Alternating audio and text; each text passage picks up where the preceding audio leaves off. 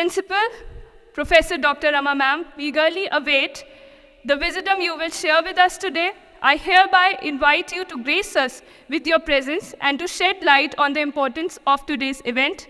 Your blessings would embrace this event with positivity and goodness. आप सभी को नमस्ते। आप लोग सचमुच आज बहुत सौभाग्यशाली हैं कि डॉक्टर विकास दिव्य कीर्ति ने इतने बिजी शेड्यूल में से अपना टाइम निकाला। डॉक्टर विकास हंसराज कॉलेज में हम हमेशा आपका वेलकम करते हैं, हार्दिक अभिनंदन करते हैं, क्योंकि आप हमें इस परिवार के सदस्य लगते हैं। आप विकास जी को सुनते हैं और इनके मोटिवेशनल लेक्चर्स की आप वीडियो भी सुनते होंगे, लेकिन आप में से कितने बच्चों ने 12th फेल मूवी देखी है? कितने बच्चों ने देखी है? देखिए, आपकी भूमिका देखकर और फिर मैंने डॉक्टर विकास से कहा, बल्कि आज आप सारे स्टूडेंट से कह रहे हैं, उसमें हमने इनकी भूमिका देखी। अब हम उस दिन का इंतजार कर रहे हैं जब आप में से कोई विद्यार्थी आगे आए और डॉक्टर विकास दिव्य कीर्ति पर एक मूवी बनाए। वो बहुत जल्दी बनेगी। तो इसी आशा और विश्वास के साथ डॉक्टर विकास, आपका हंसराज कॉलेज में बहुत बहुत अभिनंदन। ईश्वर आपको इसी तरह से हमेशा उत्साह दे, आपको ऊर्जा दे और आप हंसराज कॉलेज में इसी तरह से आते रहें। बहुत बहुत धन्यवाद। नमस्ते।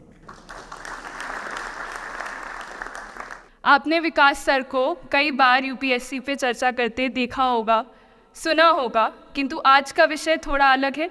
हमें अपने पिछले कल को भूलकर एक बेहतर भविष्य की ओर आगे बढ़ना चाहिए। मैं विकास सर को इस मंच पर आमंत्रित करना चाहूँगी कि वो इस कथित विषय पर अपने विचार प्रदर्शित करें और हमारा मार्गदर्शन करें।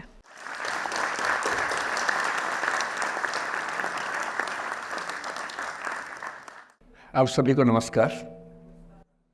सबसे पहले मैं अपनी वरिष्ठ साथी रमा जी को धन्यवाद करूंगा। जब मैं विद्यार्थी था तो इस कॉलेज में अक्सर आता था, तब वो यहाँ नई प्राध्यापिका बनी थी। मैं डिबेटिंग कंपटीशन के लिए आता था, वो जज होती थी। इनसे प्राइज़ देना बहुत मुश्किल था, लेकिन हमने हार मानी नहीं और एक आध बार प्राइज़ जीत भी लिया उनके हाथों से। अब वो हमारी वरिष्ठ साथी हैं। करीब 30 साल से हम लोग परिचित हैं। मतलब मैं तो परिचित हूँ, वो तो ध्यान नहीं रखती होंगी, लेकिन मैं तो शुरू से ध्यान रखता हूँ। दूसरा शुक्रिया इस उड़ान सोसाइटी का। मैं जब पिछली बार आया था, समय की थोड़ी सी कमी रहती है, तो जब मुझे पता लगा कि हंसराज कॉलेज से 2 सोसाइटीज़ एक साथ अप्रोच कर रही है, तो मैंने दोनों बच्चों को एक साथ बुलाया एक बार अपने पास। पलक भी थी उसमें, और मैंने दोनों से निवेदन किया कि भाई एक ही बार कर लो, एक ही प्रोग्राम के पीछे दोनों बैनर लगा देना, मैं एक बार आके दोनों काम कर लूँगा। पर इन दोनों में वहाँ पर ठीक ठाक जोर आजमाइश हुई और अंत में तय हुआ कि 2 ही बार आना होगा। तो पिछली बार तो मैं करीब 6 महीने पहले आया था। निष्ठा सोसाइटी का गवर्नेंस पे एक सेमिनार था शायद। इनको हम सोच रहे थे कि टाल मटोल करके मैनेज कर लेंगे। हमने काफ़ी कोशिश की, हमारी टीम ने काफ़ी बहाने लगाए कि सर बिज़ी हैं, भारत के बाहर हैं, दुनिया के बाहर है। खूब हमने कहा। हमें लगा कि अंत में हार के गिव अप कर देंगी या लेट गो कर देंगी, कुछ तो करेंगी। पर ये नहीं मानी। इन्होंने मुझे मैसेज किए, कभी कभी लगभग हार्श होती हुई लैंग्वेज में मैसेज किया कि सर आपने वायदा किया था, कैसे पीछे हट सकते हैं। तो फिर ये हुआ कि ठीक है, आना तो है ही। अंततः आज का दिन तय हुआ। फिर टॉपिक्स की बात हुई तो इनका निवेदन था कि बस मोटिवेशन पे कुछ भी बोल दीजिए आप। तो मैंने कहा भाई मैं मोटिवेशनल स्पीकर नहीं हूँ, मुझे वो सब नहीं आता है, आप मुझे वो टॉपिक देंगे तो शायद मैं बात कर पाऊँगा। तो फिर इन्होंने कुछ टॉपिक्स भेजे 4-5 कि आप इनमें से कोई भी एक चुन लीजिए। मुझे उनमें से जो सबसे ठीक लगा आप लोगों की उम्र को देखते हुए, वो था the art of letting go. Right, the art of letting go. Letting go आपकी पीढ़ी का बड़ा प्रसिद्ध शब्द है। हमारी पीढ़ी में तो वो नहीं होता था। हम तो उस पीढ़ी के, उस क्षेत्र के लोग हैं। मैं हरियाणा से हूँ। पंजाब का असर हम पे रहा है ठीक ठाक। हिंदी भाषी हम लोग रहे हैं। अंग्रेज़ी हालांकि मैं बोल लेता हूँ, कोई चिंता की बात नहीं, लेकिन हिंदी ही मेरी आत्मा की भाषा है। तो जब मैंने सोचा कि लेटिंग गो, मैंने अपनी टीम से पूछा क्या होता है लेटिंग गो। तो हमारी टीम में कुछ यंग लोग हैं, उन्होंने बताया कि सर ये बहुत महत्वपूर्ण चीज़ है, आप लोग नहीं समझेंगे, हमारी पीढ़ी के लोग समझते हैं इस चीज़ को। लेट गो का मतलब होता है कि छोड़ो, जाने दो। तो मैंने कहा अच्छा, ये तो हमारी पीढ़ी में भी होता था, हम इसके लिए शब्द कुछ और बोलते थे, जैसे मैनू की, तैनू की, छड्डो यार, अरे मटिया दो, अरे भाड़ में जाए, अरे देखा जाएगा, अरे देख लांगे। तो हिंदी हो, पंजाबी हो, हरियाणवी हो, बिहार में अरे मटिया दो, तो वहाँ मटिया दो बोल देते हैं। इसलिए अंग्रेजी भाषा में एक मुहावरा आ जाने से ऐसा थोड़ा है कि भारत के लोग उसके बिना काम चला रहे थे, यहाँ भी काम चल ही रहा था लंबे समय से। तो फिर मैंने कहा ये टॉपिक ठीक है, और जिस उम्र के बच्चों को एड्रेस करना है उस उम्र के बच्चे अक्सर इमोशनल टर्मोइल में रहते होंगे। यही उम्र है जब दिल लगता है, टूटता है, और करियर बनेगा नहीं बनेगा, फेलियर्स मिलते हैं। तो जिस उम्र में इमोशन सबसे ज़्यादा उठापटक करते हैं, उछल कूद मचाते हैं, एंग्जाइटी, डिप्रेशन, ये सब होता है, उस उम्र के बच्चों से बात करने के लिए सबसे मौजूद टॉपिक मुझे यही लगा, सबसे अच्छा टॉपिक यही लगा कि हम इसी पर बात करते हैं। मैं पहले डिस्क्लेमर्स लगा दूं, मैं मनोविज्ञान का अध्यापक नहीं हूं, मैंने साइकोलॉजी में ना एमए किया है, ना एमफिल, ना पीएचडी किया है, ना मैं मोटिवेशनल चीज़ें करने का कोई सर्टिफाइड अध्यापक हूं। मैं तो अपने जीवन के अनुभवों से, साहित्य से, दर्शन से, कानून से, पढ़ते पढ़ते जो मैंने सीखा, और बाकी उस सबसे ज़्यादा सीखा 50 साल के जीवन में, जिसमें से 25 साल का जीवन अध्यापन में और अपना उद्यम करने में खर्च हुआ। अनुभवों से बड़ा कोई गुरु नहीं होता, तो मैं अनुभवों से सीख के बातें करना पसंद करता हूँ। हालांकि हंसराज कोडिस का खौफ इतना ज़्यादा होता है कि जब मुझे पता लगा कि मेरा टाइम फिक्स हो गया आने का, मैंने अपनी टीम से कहा कि यार लेटिंग गो भी कोई किताब है तो देखो मैं देख तो लूँ क्या होता है। तो 2 किताबें उन्होंने भेजी, बड़े भारी भरकम अंग्रेजी ऑथर्स की थी। तो मैंने 4-5 दिन पहले पढ़ना शुरू किया। 5-10 मिनट पढ़ के मुझे लगा कि उससे बात बनेगी नहीं, वो अलग ही टाइप की बातें थी, बड़ी थ्योरेटिकल सी बातें। तो मैंने कहा क्या थियरी में क्या रखा है, हम बच्चों से बच्चों की ज़ुबान में बात करेंगे, उसका मज़ा ज़्यादा है, क्यों थियरी में जाए। तो मैं जो कुछ भी अगले 1 घंटे में, मतलब 1 घंटा की, आधा घंटा की, 1.5 घंटा, वो मैं आपके चेहरे से अंदाज़ा लगा लूँगा। आप केवल चेहरे पे भाव ऐसे ले आइएगा कितना आप सुनना चाह रहे हैं। मैं तो अभ्यस्त हूँ, मैं 8 घंटे बिना ब्रेक के पढ़ाता हूँ जनरली, तो मैं तो अभ्यस्त हूँ सुबह से रात तक पढ़ाने के लिए। आप अपना देख लीजिए कितना आप सुनने की हालत में है। और ऐसा ना हो कि मैं अपनी स्पीच सुनने के लिए मोटिवेट करूँगा आपको, वो मैं नहीं करूँगा, है ना। उससे अच्छा, उससे बेहतर ये है कि हम बीच में छोड़ देंगे, और मैं आपकी उम्र का भी ध्यान रखूँगा। छोटे छोटे बच्चे हैं, इतना टॉर्चर ठीक नहीं है, तो ध्यान रखेंगे। पर मेरा ख्याल है कि आपको मज़ा आएगा, क्योंकि आपकी उम्र से जुड़ी बातें हैं, आपको अच्छा लगेगा। मैं सबसे पहले 2 शब्दों में अंतर स्पष्ट करना चाहता हूँ। एक शब्द है गिव अप करना, एक है लेट गो करना। कभी कभी लगता है कि दोनों बातें एक जैसी हैं, पर दोनों बातें एक जैसी हैं नहीं। गिव अप करने का मतलब होता है हार मान लेना। मसलन आप कुछ कोशिश कर रहे हैं, जैसे मैं इसी एग्जांपल से बात करता हूँ। पलक ने कोशिश की कि मैं यहाँ पर आ जाऊँ, कोशिश की, और मैं ये नहीं कहना चाह रहा कि मैं बहुत व्यस्त आदमी हूँ, लेकिन हाँ व्यस्तताएं रहती हैं। मैं आजकल अवॉइड करता हूँ कि कहीं जाऊँ, क्योंकि पता नहीं पिछले 3 साल में ऐसा क्या हुआ, इन्विटेशंस इतने मुझे आने लग गए हैं। मैं 25 साल से पढ़ा रहा था, कोई पूछता भी नहीं था मुझे।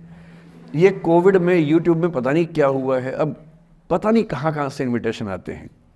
कुछ तो ऐसी जगह से आते हैं जिससे कोई दूर दूर तक मेरा संबंध ही नहीं है। कोई बड़ी कंपनी है, उस कंपनी का इन हाउस प्रोग्राम है, कह रहे हैं वहाँ के मोटिवेट कर। तो मैंने कहा यार मैं कैसे मोटिवेट कर दूँ मैं। तो फिर अब हमने पॉलिसी बनाई है कि जितना कम हो सके उतना कम जाएं। रमा जी का आदेश तो मेरे सर माथे पर है, मेरी सीनियर है, मैं उनको मना नहीं कर सकता हूँ, लेकिन जनरली मैं कोशिश करता हूँ कि ना जाऊँ। अच्छा, मना करना खराब लगता है, तो हम क्या करते हैं कि धैर्य की परीक्षा लेते हैं। जैसे इनके लिए हमने सिंपल पॉलिसी है कि जब कोई बच्चा कहे आने के लिए, उसको बोलो कि सर 3 महीने फ्री नहीं है, 6 महीने फ्री नहीं है, 1 साल चंद्रमा पर गए हुए हैं। कुछ ऐसा वैसा बोल के टालो, किसी का दिल भी ना दुखे और मैं भी अपना समय बचा लूँ। तो हमने इनको बहुत परेशान किया। 3 बार 4, मतलब किया तो मेरी टीम के मेंबर ने, पर मेरे निर्देश पे किया, तो आप उनको मत कुछ कहिएगा, मैंने कहा था। तो 3 बार 4 बार 5 बार टाला, नहीं हो पाएगा, कोशिश करेंगे, अच्छा देखते हैं, नहीं हो पा रहा है, ऐसे करके। अब इनके सामने 2 ऑप्शंस थे। एक ऑप्शन ये था कि हार मान लेती और अंत में बोलती कि चलिए कोई बात नहीं, दुख हो रहा है हमें, ये होता है गिव अप करना। एक दूसरा स्टांस भी होता है, दूसरा स्टैंड भी होता है कि कोई चीज़ आप हासिल करना चाह रहे हैं, आपको नहीं मिल रही। मसलन ये मुझे बुलाना चाहिए, मैं नहीं आ रहा, मैं बिना बात के भाव खा रहा हूँ, नहीं आ रहा हूँ।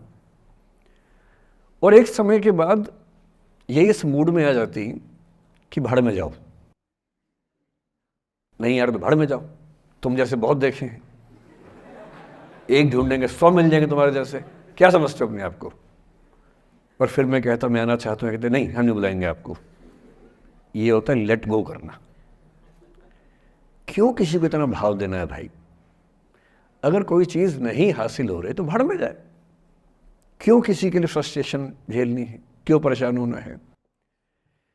गिव अप करने में और लेट गो करने में इतना ही अंतर है कि आपने हार मान ली या आपने जेहन से निकाल दिया, दिमाग से ही निकाल दिया।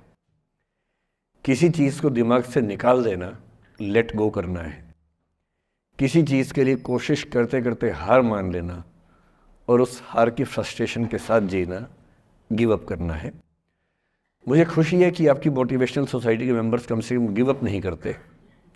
अच्छा वो लेट गो भी नहीं किया मुझे, वरना मेरा सम्मान बच गया। और ये अच्छा है कि इसी विषय पर हम बात करना चाह रहे हैं। मैंने इस बीच में ये भी सीखा कि आपकी उम्र के बच्चों को कुछ भी बताने का सबसे अच्छा तरीका है कहानियाँ सुनाना। और आपकी उम्र की बात नहीं है, लिंक्डइन पर आप भी शायद होंगे, मैं भी वहाँ पर हूँ, जो प्रोफेशनल्स का प्लेटफॉर्म सबसे अच्छा माना जाता है। मैंने देखा कि आजकल जो बड़ी बड़ी कंपनियों के सीईओ हैं या सीएक्सओस कहते हैं, सीएफओ है, सीटीओ है या सीएचआरओ है, जो चीफ ऑफिसर्स होते हैं किसी कंपनी के, उनके लिए स्पेशल कोर्सेज चलते हैं स्टोरी टेलिंग के। और उसमें मान लिया गया है कि अगर आप किसी कंपनी के सीईओ बनना चाहते हैं तो बेसिकली जो स्किल आपको आनी चाहिए वो स्टोरी टेलिंग की आनी चाहिए, आप कहानी सुना सकते हो। मैं सच्ची कहानियाँ सुनाना पसंद करता हूँ, झूठ बोलने से बचता हूँ।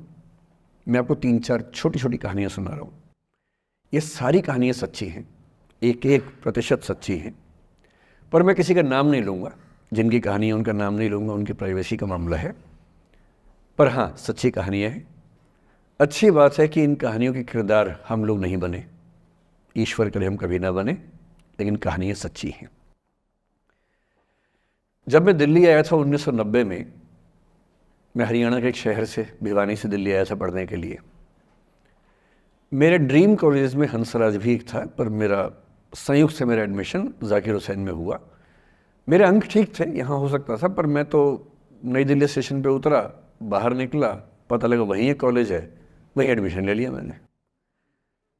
तो लोगों ने कहा कि यार कैंपस बड़ा अच्छा होता है। मैंने, अरे क्या फ़र्क पड़ता है, कॉलेज कॉलेज होता है, छड्डो, यही छड्डो में सिखाने आया हूँ आप लोगों को। ठीक है, स्टेशन से निकले वहीं कॉलेज है, मैंने घर जाना होगा तो आराम से कॉलेज से निकल जाएंगे, क्या रखा है कैंपस में। पर मेरा एक दोस्त जो मेरे साथ ही आया था उसी शहर से, उसने एडमिशन हंसराज कॉलेज में लिया। मैं और वो स्कूल के डिबेटर्स थे, डिबेटिंग में हम लोग स्कूल टाइम से काफ़ी एक्टिव थे। डीयू में आए तो यहाँ भी एक्टिव रहे। डीयू में मैंने करीब 5 साल डिबेटिंग की और मेरा ख्याल है कि लगभग मतलब 300-400 डिबेट्स मैंने जीती होंगी डीयू में, कुछ हारी भी होंगी, लेकिन मैंने खूब डिबेट, वो मेरा दरअसल दाना पानी था, रोजी रोटी मेरी वही थी कॉलेज के दिनों में। घर से पैसे मैं लेता नहीं था, मिलते भी नहीं थे, लेना क्या था, मतलब ऐसी स्थिति भी नहीं थी उस समय मेरे घर में कि मिल सके। तो डिबेटिंग मेरा रोज़गार था, एम्प्लॉयमेंट था, मेरा उससे काम चल जाता था आराम से। उसका भी चल जाता था, वो हंसराज से था, मैं जाकिर हुसैन से था। हम खूब डिबेट्स में मिलते थे। अक्सर ट्रॉफी या तो हम जीतते थे या वो जीतता था, कोई भी जीते रूम पे ही आती थी क्योंकि हम रूममेट्स थे, एक साथ ही रहते थे।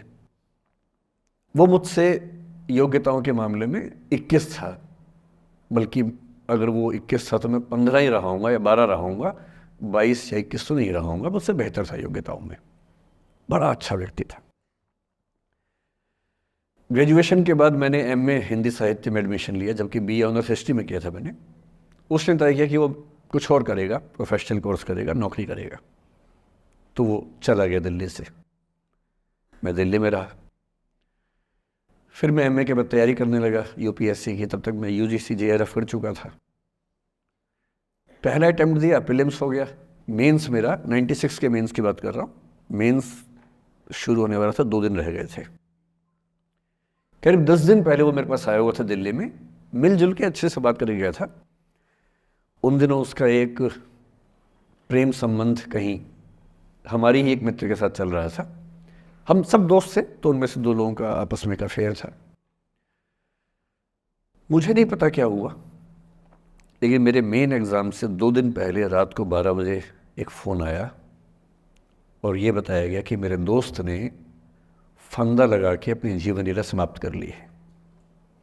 वो दिल्ली से दूर था कहीं, और जिस व्यक्ति के बारे में मेरी राय ये थी कि उतना जीवट वाला व्यक्ति कोई हो नहीं सकता, जो ज़िंदगी से हार सकता ही नहीं, जिसके होने से कई लोग हमेशा जीता हुआ महसूस करते हैं, वो चुपचाप एक बंद कमरे में ज़िंदगी से हार गया। मैं आज तक नहीं समझ पाया कि ऐसा कैसे हुआ। बाद में टटोला, उसके पेरेंट्स से बात हुई, भाई से बात हुई। उन्होंने उसकी याद में एक सोशल वर्क शुरू किया ताकि किसी और बच्चे को ऐसा ना करना पड़े। तो जो हल्का हल्का अनुमान हुआ वो है कि शायद कुछ ऐसा था रिलेशनशिप में जो नहीं संभल पाया था,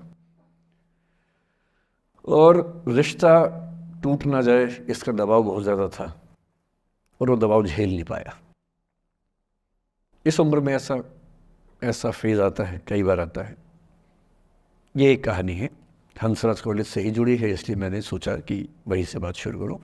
नाम जैसा कि मैंने कहा मैं नहीं बताऊंगा, तो नाम बताने का मतलब भी नहीं। और वो जिसकी मैं कहानी सुना रहा हूँ, आप लोगों के जन्म से पहले की बात है। आप तो सब 21वीं सदी वाले बच्चे होंगे ना, जेन ज़ी होंगे आप सब लोग, तो ये तो बहुत पुरानी बात है। एक दूसरी कहानी सुनाता हूँ। मैं आपको 2-3 कहानियाँ सुनाऊंगा, फिर उन सबका सार निकाल लेंगे एक साथ हम लोग। दूसरी कहानी ये है कि जब मेरा सिलेक्शन हो गया 97 में, मतलब 96 अटेम्प्ट में पहली बार में मेरा सिलेक्शन हो गया था, मैं एक्सटेंशन लेके तैयारी कर रहा था, और डीयू में मैं पढ़ा भी रहा था उस समय। तब मैं शायद डीएवी कॉलेज में था या अग्रसेन को, मैं 2 जगह पढ़ाया डीयू में, तो उनमें से किसी कॉलेज में पढ़ा रहा था उस समय में। तो उस समय एक लाइब्रेरी है कैंपस में ही, सेंट्रल रेफरेंस लाइब्रेरी, आप जानते होंगे, CRL बोलते हैं, जो विवेकानंद जी की स्टैचू है उसके सामने ही वो लाइब्रेरी है। उस लाइब्रेरी में नीचे सब बैठ के पढ़ते हैं, और टॉप फ्लोर पे रिसर्च फ्लोर है जहाँ MPhil PhD वाले बच्चे पढ़ते हैं। मैं उस समय शायद PhD कर रहा था या MPhil खत्म हुई थी, वहीं बैठता था, पढ़ता था रोज़। कई दोस्त पढ़ते थे हम लोग वहाँ। हम सुबह 8 बजे लाइब्रेरी खुलते ही वहाँ घुसते थे, रात को 1 बजे निकलते थे लाइब्रेरी बंद होने के समय। तो वहाँ एक छत थी, छत पे छोटी सी कैंटीन थी जहाँ हम लोग जब जब बोर होते थे दिन में 3-4 बार जाके चाय पीते थे। चाय पी ली, बिस्किट खा लिया, थोड़ी गप्पे मार ली, वो सब वहाँ करते थे। तो वहाँ मेरे बहुत सारे दोस्त थे, उनमें से कई लोग अब बहुत सीनियर सिविल सर्वेंट्स हैं, कुछ लोग प्रोफेसर्स हैं डीयू में। 2 बच्चे थे मुझसे जूनियर, 3-4 साल जूनियर थे, बड़े प्यारे बच्चे थे। मुझे उस समय तक पढ़ाई लिखाई का शौक अच्छा खासा हो गया था, तो वो रोज़ मेरे साथ बैठते थे केवल बात करने के लिए। किसी मुद्दे पर बहस करनी है तो बहस होती थी, समझते थे। फिर मुझे पता लगा कि वो दोनों रिलेशनशिप में हैं, रिश्ते में हैं, दोनों ने शादी भी कर ली। उनकी योजना डीयू में पढ़ाने की थी या सिविल सर्विस की भी थी, शायद, पता नहीं। मेरा इंटरेक्शन बहुत ज़्यादा उसके बाद रहा नहीं उनसे, क्योंकि मैं सर्विस में चला गया था। इतने जिज्ञासु बच्चे थे दोनों, इतने जिज्ञासु कि उनसे मिलकर तबीयत खुश हो जाती थी, कि हर चीज़ जानने का मन करता था उनका, हर विषय पढ़ने का मन करता था। एकदम जीवन से भरे हुए बच्चे, आंखों में चमक ऐसे। फिर दोनों की शादी हुई तो मैं शादी में जा नहीं पाया, क्योंकि मेरा रिश्ता सिर्फ लाइब्रेरी में 1 घंटा गप मारने वाला था, उससे ज़्यादा था नहीं रिश्ता उनके साथ। फिर सुनता रहता था कि मैं सब बढ़िया चल रहे, पढ़ाई कर रहे हैं, तैयारी कर रहे हैं। इंटरकास्ट मैरिज की उन लोगों ने, खूब हंगामा हुआ, दोनों घर में तलवारें खिंच गई, किसी तरह से तलवारें संभाली गई, मैनेज हुआ, दोनों साथ रहने लगे। और फिर 3-4 साल के बाद एक दिन मैंने खबर सुनी कि उस बच्ची ने फंदा लगा के जीवन लीला समाप्त कर ली। ये बात भी दिल्ली विश्वविद्यालय की, ये उस दौर के सब लोग इस कहानी को जानते हैं। मेरे ख्याल से ये दोनों कहानी आपकी प्रिंसिपल मैडम जानती होंगी, नहीं ध्यान कर पाएंगे तो मैं उनको जैसे नाम बोलूँगा अकेले में वो तुरंत समझ जाएंगे मैं किसकी बात कर रहा हूँ। मैं आज तक नहीं समझ पाया कि ऐसा क्या हुआ होगा। तो बाद में अनुमान जो हुआ वो ये, इंटरकास्ट मैरिज, परिवार का दबाव, समाज का दबाव, आपस के दबाव, टॉक्सिक रिलेशनशिप, अंत में उस दबाव को न झेल पाना और जीवन समाप्त कर देना, ये हुआ। ये 2 घटनाएं हैं। एक तीसरी घटना ये है कि दिल्ली में आज से 25 साल पहले घटना घटी। आप लोग तब बस पैदा हुए होंगे, घुटनों में चल रहे होंगे, या उससे 5-7 साल पहले की बात रही होगी। ये घटना दिल्ली के सब सीनियर लोग जानते हैं, जिनकी उम्र 35-40 साल है वो सब जानते हैं इस घटना को। मोबाइल फ़ोन में वीडियो नया नया आया था उस समय। अब तो आपके हर फ़ोन में वीडियो है, अब तो सामने भी है, ताकि आप वैसा वाला मुंह बना के सेल्फी खिंचवा सके। पाउट बोलते हैं ना, मैं उसको देसी भाषा में सूअर जैसा मुंह बोलता हूँ, और वैसा ही बनता भी है, क्यूट क्यूट सा सूअर जैसा मुंह बना के लोग सेल्फी खिंचवाते हैं, उसको बोलते हैं पाउट। तब तो कैमरा फ़ोन में पहली बार आया था, तब लोग अभ्यस्त नहीं थे। अब जैसे आप लोग कितने अभ्यस्त होंगे, हम भी होने लग गए अब हम किसी से बात करते हैं तो हम ये एज्यूम करके चलते हैं कि उसने फ़ोन में कुछ ना कुछ ऑन कर रखा होगा, या तो आवाज़ रिकॉर्ड करेगा या वीडियो बनाएगा। तुम कितने केयरफुल होकर बोलते हैं, कितने कॉन्शियस रहते हैं। और सर्विलांस सोसाइटी की सबसे बुरी बात यह है कि हम हमेशा चौकन्ने रहते हैं, हम सहज हो ही नहीं पाते। सहज रूप से 2 लोग बात कर लें, हो ही नहीं पाता। तो मैं तो अपने ऑफिस में कई बार ऐसा करता हूँ, जब हम 3-4 लोग बैठते हैं इनफॉर्मल बातचीत के लिए, हम सब अपना अपना फ़ोन कमरे के बाहर छोड़ के आ जाते हैं, फिर 2 घंटे बात करते हैं, इस भय से मुक्त होके कि कहीं कोई रिकॉर्ड तो नहीं कर रहा। ये हालत है आज की। उस ज़माने में तो फ़ोन थे। मोबाइल फ़ोन आया था भारत में लगभग 1995 के आसपास पहली बार, बड़ा महंगा था। 16 रुपये प्रति मिनट इनकमिंग, 16 रुपये प्रति मिनट आउटगोइंग, ये रेट से उस समय। और फ़ोन वो थे जिनसे आप कील भी ठोक सकते हैं, वैसे वाले फ़ोन थे, बटन वाले फ़ोन थे। नोकिया एक कंपनी थी, उसके फ़ोन हुआ करते थे। उसके 4-5 साल के बाद क्या हुआ, पहली बार किसी कंपनी ने फ़ोन में कैमरा लगा दिया। ये बात उस समय के लोग नहीं समझते थे। जब भी नई तकनीक आती है उसको समझने में टाइम लगता है। जो पहले समझते हैं फ़ायदा उठा लेते हैं, जो थोड़ा लेट समझते हैं वो उसका नुकसान उठाते हैं। उस समय दिल्ली के एक प्रसिद्ध स्कूल में 11वीं-12वीं क्लास के 2 बच्चों में आपस में कोई रिलेशनशिप रही होगी। वो दोनों किसी ऐसी सिचुएशन में थे जो सिचुएशन बहुत ही प्राइवेट किस्म की थी, बहुत निजी किस्म की थी, जिसको पब्लिक नहीं कर सकते। कुछ फिजिकल रिलेशनशिप जैसा मामला था। उस दुष्ट लड़के ने लड़कों के इतिहास को कलंकित, लड़कों का इतिहास वैसे भी कलंकित ज़्यादा है, उसे और कलंकित करते हुए उस पूरे सिचुएशन का वीडियो बना लिया। ऐसे मामलों में दुर्भाग्य है, मैं लड़का हूं इसलिए लड़के पवित्र थोड़ा ना हो जाएंगे। लड़का है, इतिहास कलंकित तो है, उसका वीडियो बना लिया और दुष्टता का चरम स्तर निभाते हुए वो वीडियो अपने एक दोस्त को शेयर कर दिया। ये कहे कि किसी और को दिखाना मत, जैसा कि होता है अफवाहों की दुनिया में। हर अफवाह एक व्यक्ति एक को ही बताता है, ये कह के किसी और को मत बताना, और अगला व्यक्ति भी अगले को यही कह के बोलता है किसी और को मत बताना। और इस तरह से पूरे शहर को खबर होती है और सबको लगता है कि सिर्फ मुझे पता है। वो वीडियो फैल गया। नए नए फ़ोन आए थे, पर वो फ़ोन कम लोगों के पास थे, कैमरे वाले फ़ोन। तो फ़ोन से कितना फैलता, ज़्यादा नहीं फैला। लेकिन उस समय दिल्ली की एक कुख्यात मार्केट हुआ करती थी, पालिका बाज़ार, अभी भी है, पर तब वो कुछ और कामों के लिए कुख्यात हुआ करती थी। अब तो कपड़े मिलते हैं, तब कपड़ों के साथ कई चीज़ें और मिलती थी वहाँ। जैसे गंदी फिल्मों की सीडी चाहिए हो तो वहाँ मिलती थी, ग्रे मार्केट में चोरी छिपे। इस वीडियो को सीडी में कन्वर्ट करके लोगों ने वहां से खरीदा, लाखों करोड़ों की संख्या में। नए नए टेलीविज़न चैनल प्राइवेट आए थे, और प्राइवेट टीवी चैनल को खबरों की भूख इतनी होती है कि वो खबर के लिए जान दे सकता है और जान ले भी सकता है किसी की। 24 घंटे इस खबर पे, इस चीज़ पर खबरें चल रही थी सारे चैनल्स में कि ये वो लड़का है जिसने ऐसा किया, ये वो लड़की है, ये वो स्कूल है, इस स्कूल की प्रिंसिपल से बात करेंगे, इससे बात करेंगे। वो जो बच्ची थी जिसकी इसमें कोई गलती नहीं थी सिवाय इसके कि वो किसी एक लड़के से प्रेम करती थी, जो कि उस उम्र में बच्चे कर बैठते हैं। इसके लिए बहुत चिल्लपौनी मचानी चाहिए। बच्चों को आप हर बात पे अपराधी नहीं मान सकते। उस बच्चे की गलती सिर्फ इतनी थी कि उसने अपने दोस्त पे भरोसा किया जो भरोसे के लायक था नहीं। वो नीच किस्म का व्यक्ति था जिसने उस संबंध की गरिमा को समझा नहीं। उस बच्ची के घर के बाहर 24 घंटे न्यूज़ चैनल से कैमरे खड़े रहे। घर से कोई भी निकले 50 कैमरे पीछे, आप बताइए आपकी बेटी कैसी है, आप बताइए आपकी बहन कैसी है।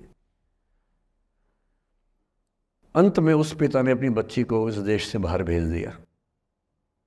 उसके कुछ दिन बाद की जो खबर टीवी चैनल से नहीं दिखाई, उसके पिता ने आत्महत्या कर ली। ये तीसरा इंसिडेंस है। ये सारी खबरें सच्ची बता रहा हूं मैं, इनमें से एक भी झूठ नहीं है। झूठी कहानियों से मोटिवेशन दिया जा सकता है, मैं जानता हूं, पर जब सच्ची कहानियां हैं तो मैं झूठ क्यों बोलूं? सारी सच्ची कहानियां बता रहा हूं मैं आपको। एक चौथी कहानी जो आप में से कई लोगों की होगी। मेरा एक स्टूडेंट है, सिविल सर्वेंट है, सीनियर लेवल पे है, करीब 40 साल का है। उसने आज तक शादी नहीं की। क्या उसकी शादी करने की इच्छा नहीं थी? पूरी इच्छा थी। फिर क्यों शादी नहीं की? भाई कुछ लोग तो होते हैं कि शादी करनी ही नहीं, कोई मिशन है। योगी जी हैं, मोदी जी है, ठीक है, उनका तो मिशन है। ममता जी है, उनका मिशन है। पर जिसका जीवन में ऐसा कोई मिशन नहीं है और जिसको प्रेम करने का मन भी करता हो, वो तो शादी करता है आमतौर पे। उसने शादी क्यों नहीं की जानते हैं? जब वो 25-26 की उम्र में था, जब वो मेरा विद्यार्थी भी था, एक दिन मेरे पास आके बोला कि सर एक बात करना चाहता हूँ। मुझसे मेरे स्टूडेंट्स ऐसी बातें खूब करते हैं पर्सनली आके, अब तो मैं टाइम कम दे पाता हूँ, पहले तो ये सब होता रहता था क्लास के अलावा। एकदम रोता हुआ आया, आंखों में आंसू भरे हुए बहुत सारे। मैंने क्या हो गया भाई? तो फिर उसने किसी का नाम बताया कि सर वो ही मेरी स्टूडेंट थी, कि सर उसके साथ रिलेशनशिप थी, उसने धोखा दिया है मुझे। अच्छा, धोखा देने वाली कहानियाँ मुझे बहुत अपील नहीं करती। मेरा मानना है कि दोनों पक्षों की गलतियाँ होती हैं। आप केवल अपने पर्सपेक्टिव से सोच सोच के धोखा करते रहते हैं, ऐसा थोड़ा ना होता है भाई।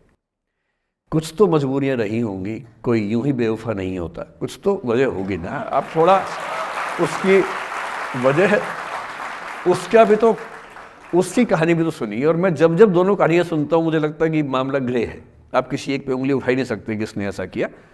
दोनों की गलतियाँ होती हैं, ऐसा थोड़ा कि एक की होती है। बहरहाल इन भाई साहब को ऐसा लगा कि धोखा हो गया उनके साथ। तो मैंने कहा चलो कोई बात नहीं यार, हो गया तो हो गया, तू नहीं कोई और सही, ऐसा क्या है। इतनी बड़ी दुनिया है, 8 अरब की आबादी अब है, उस समय भी 6-7 अरब तो थी। मैंने कहा 3.5 अरब 350 करोड़ में कोई तो होगी तुम्हारे लिए, ऐसा क्या है, कोई और देखेंगे। पर वो थोड़ा ज़्यादा सेंटिमेंटल था उस समय। धीरे धीरे पता नहीं उसके मन में क्या बैठ गया, उसके मन में ये बैठा कि दुनिया की सारी लड़कियां धोखेबाज होती हैं। ऐसे मूर्खों की कमी नहीं है दुनिया में, ऐसे बहुत मूर्ख हैं। दर्शन की दुनिया में इसे अवैध सामान्यीकरण कहते हैं, इलिसिट जनरलाइजेशन। इसका मतलब बहुत छोटे सैंपल के बेस पे ये समझ लेना कि ये थियरी पूरे ब्रह्मांड पर लागू होती है। एक लड़की ने धोखा दिया, मान लीजिए धोखा दिया, धोखा इसने दिया कि उसने दिया कि किसी ने दिया, जो भी कहानी हो, एक सैंपल से ये मान लेना कि सब ऐसे होते हैं। और उसके बाद से उसने कम से कम 10 बार कोशिश की, 10 लोगों से मिला, बातचीत की शादी के लिए। डेटिंग तो क्या करेगा 40 की उम्र में, लेकिन हाँ बातचीत करके देखा कि शायद रुचियाँ मिल जाएं, स्वभाव मिल जाए तो शादी के बारे में सोचें। हर बार 3-4-5 मीटिंग के बाद वापस हट जाता है। अब तो मैंने पूछना बंद कर दिया है। जब तक मैं पूछता था, बोलता था कि सर 3-4 मीटिंग के बाद लगता है कि ये भी वैसी ही है। मैंने कहा भूल जाओ भाई, उससे भूल जाओ, बात खत्म हो गई। उसके बच्चे घूम रहे हैं आजकल स्कूल में, अब तुम कम से कम शादी तो कर लो। वो भाई साहब आज तक अकेले हैं और अब तो बाज़ार में मूल्य भी कम हो गया उनका, अब विकल्प भी ज़्यादा नहीं मिलते हैं। अब जो विकल्प मिल रहे हैं वहाँ उसकी रुचि और कम हो गई है, तो पूरी संभावना है कि वो जीवन अकेले ही गुजरेगा अब उसका। एक अंतिम एग्जाम्पल देके फिर मैं निष्कर्ष की तरफ बढ़ूँगा। मैं एक आईएएस ऑफिसर को जानता हूँ, 2 आईपीएस को जानता हूँ, बहुत योग्य लोग, देश के सबसे अच्छे संस्थाओं से पढ़े हुए लोग, प्रॉपर आईएएस प्रॉपर आईपीएस में नौकरी करने वाले लोग, और इन तीनों ने अपना जीवन समाप्त कर लिया नौकरी में रहते हुए। क्यों? क्योंकि नौकरी और घरेलू जो दुविधाएं थी उनको झेल नहीं पा रहे थे, ना झेल पा रहे थे ना भूल पा रहे थे, लेट गो नहीं कर पाए तो गिव अप कर दिया।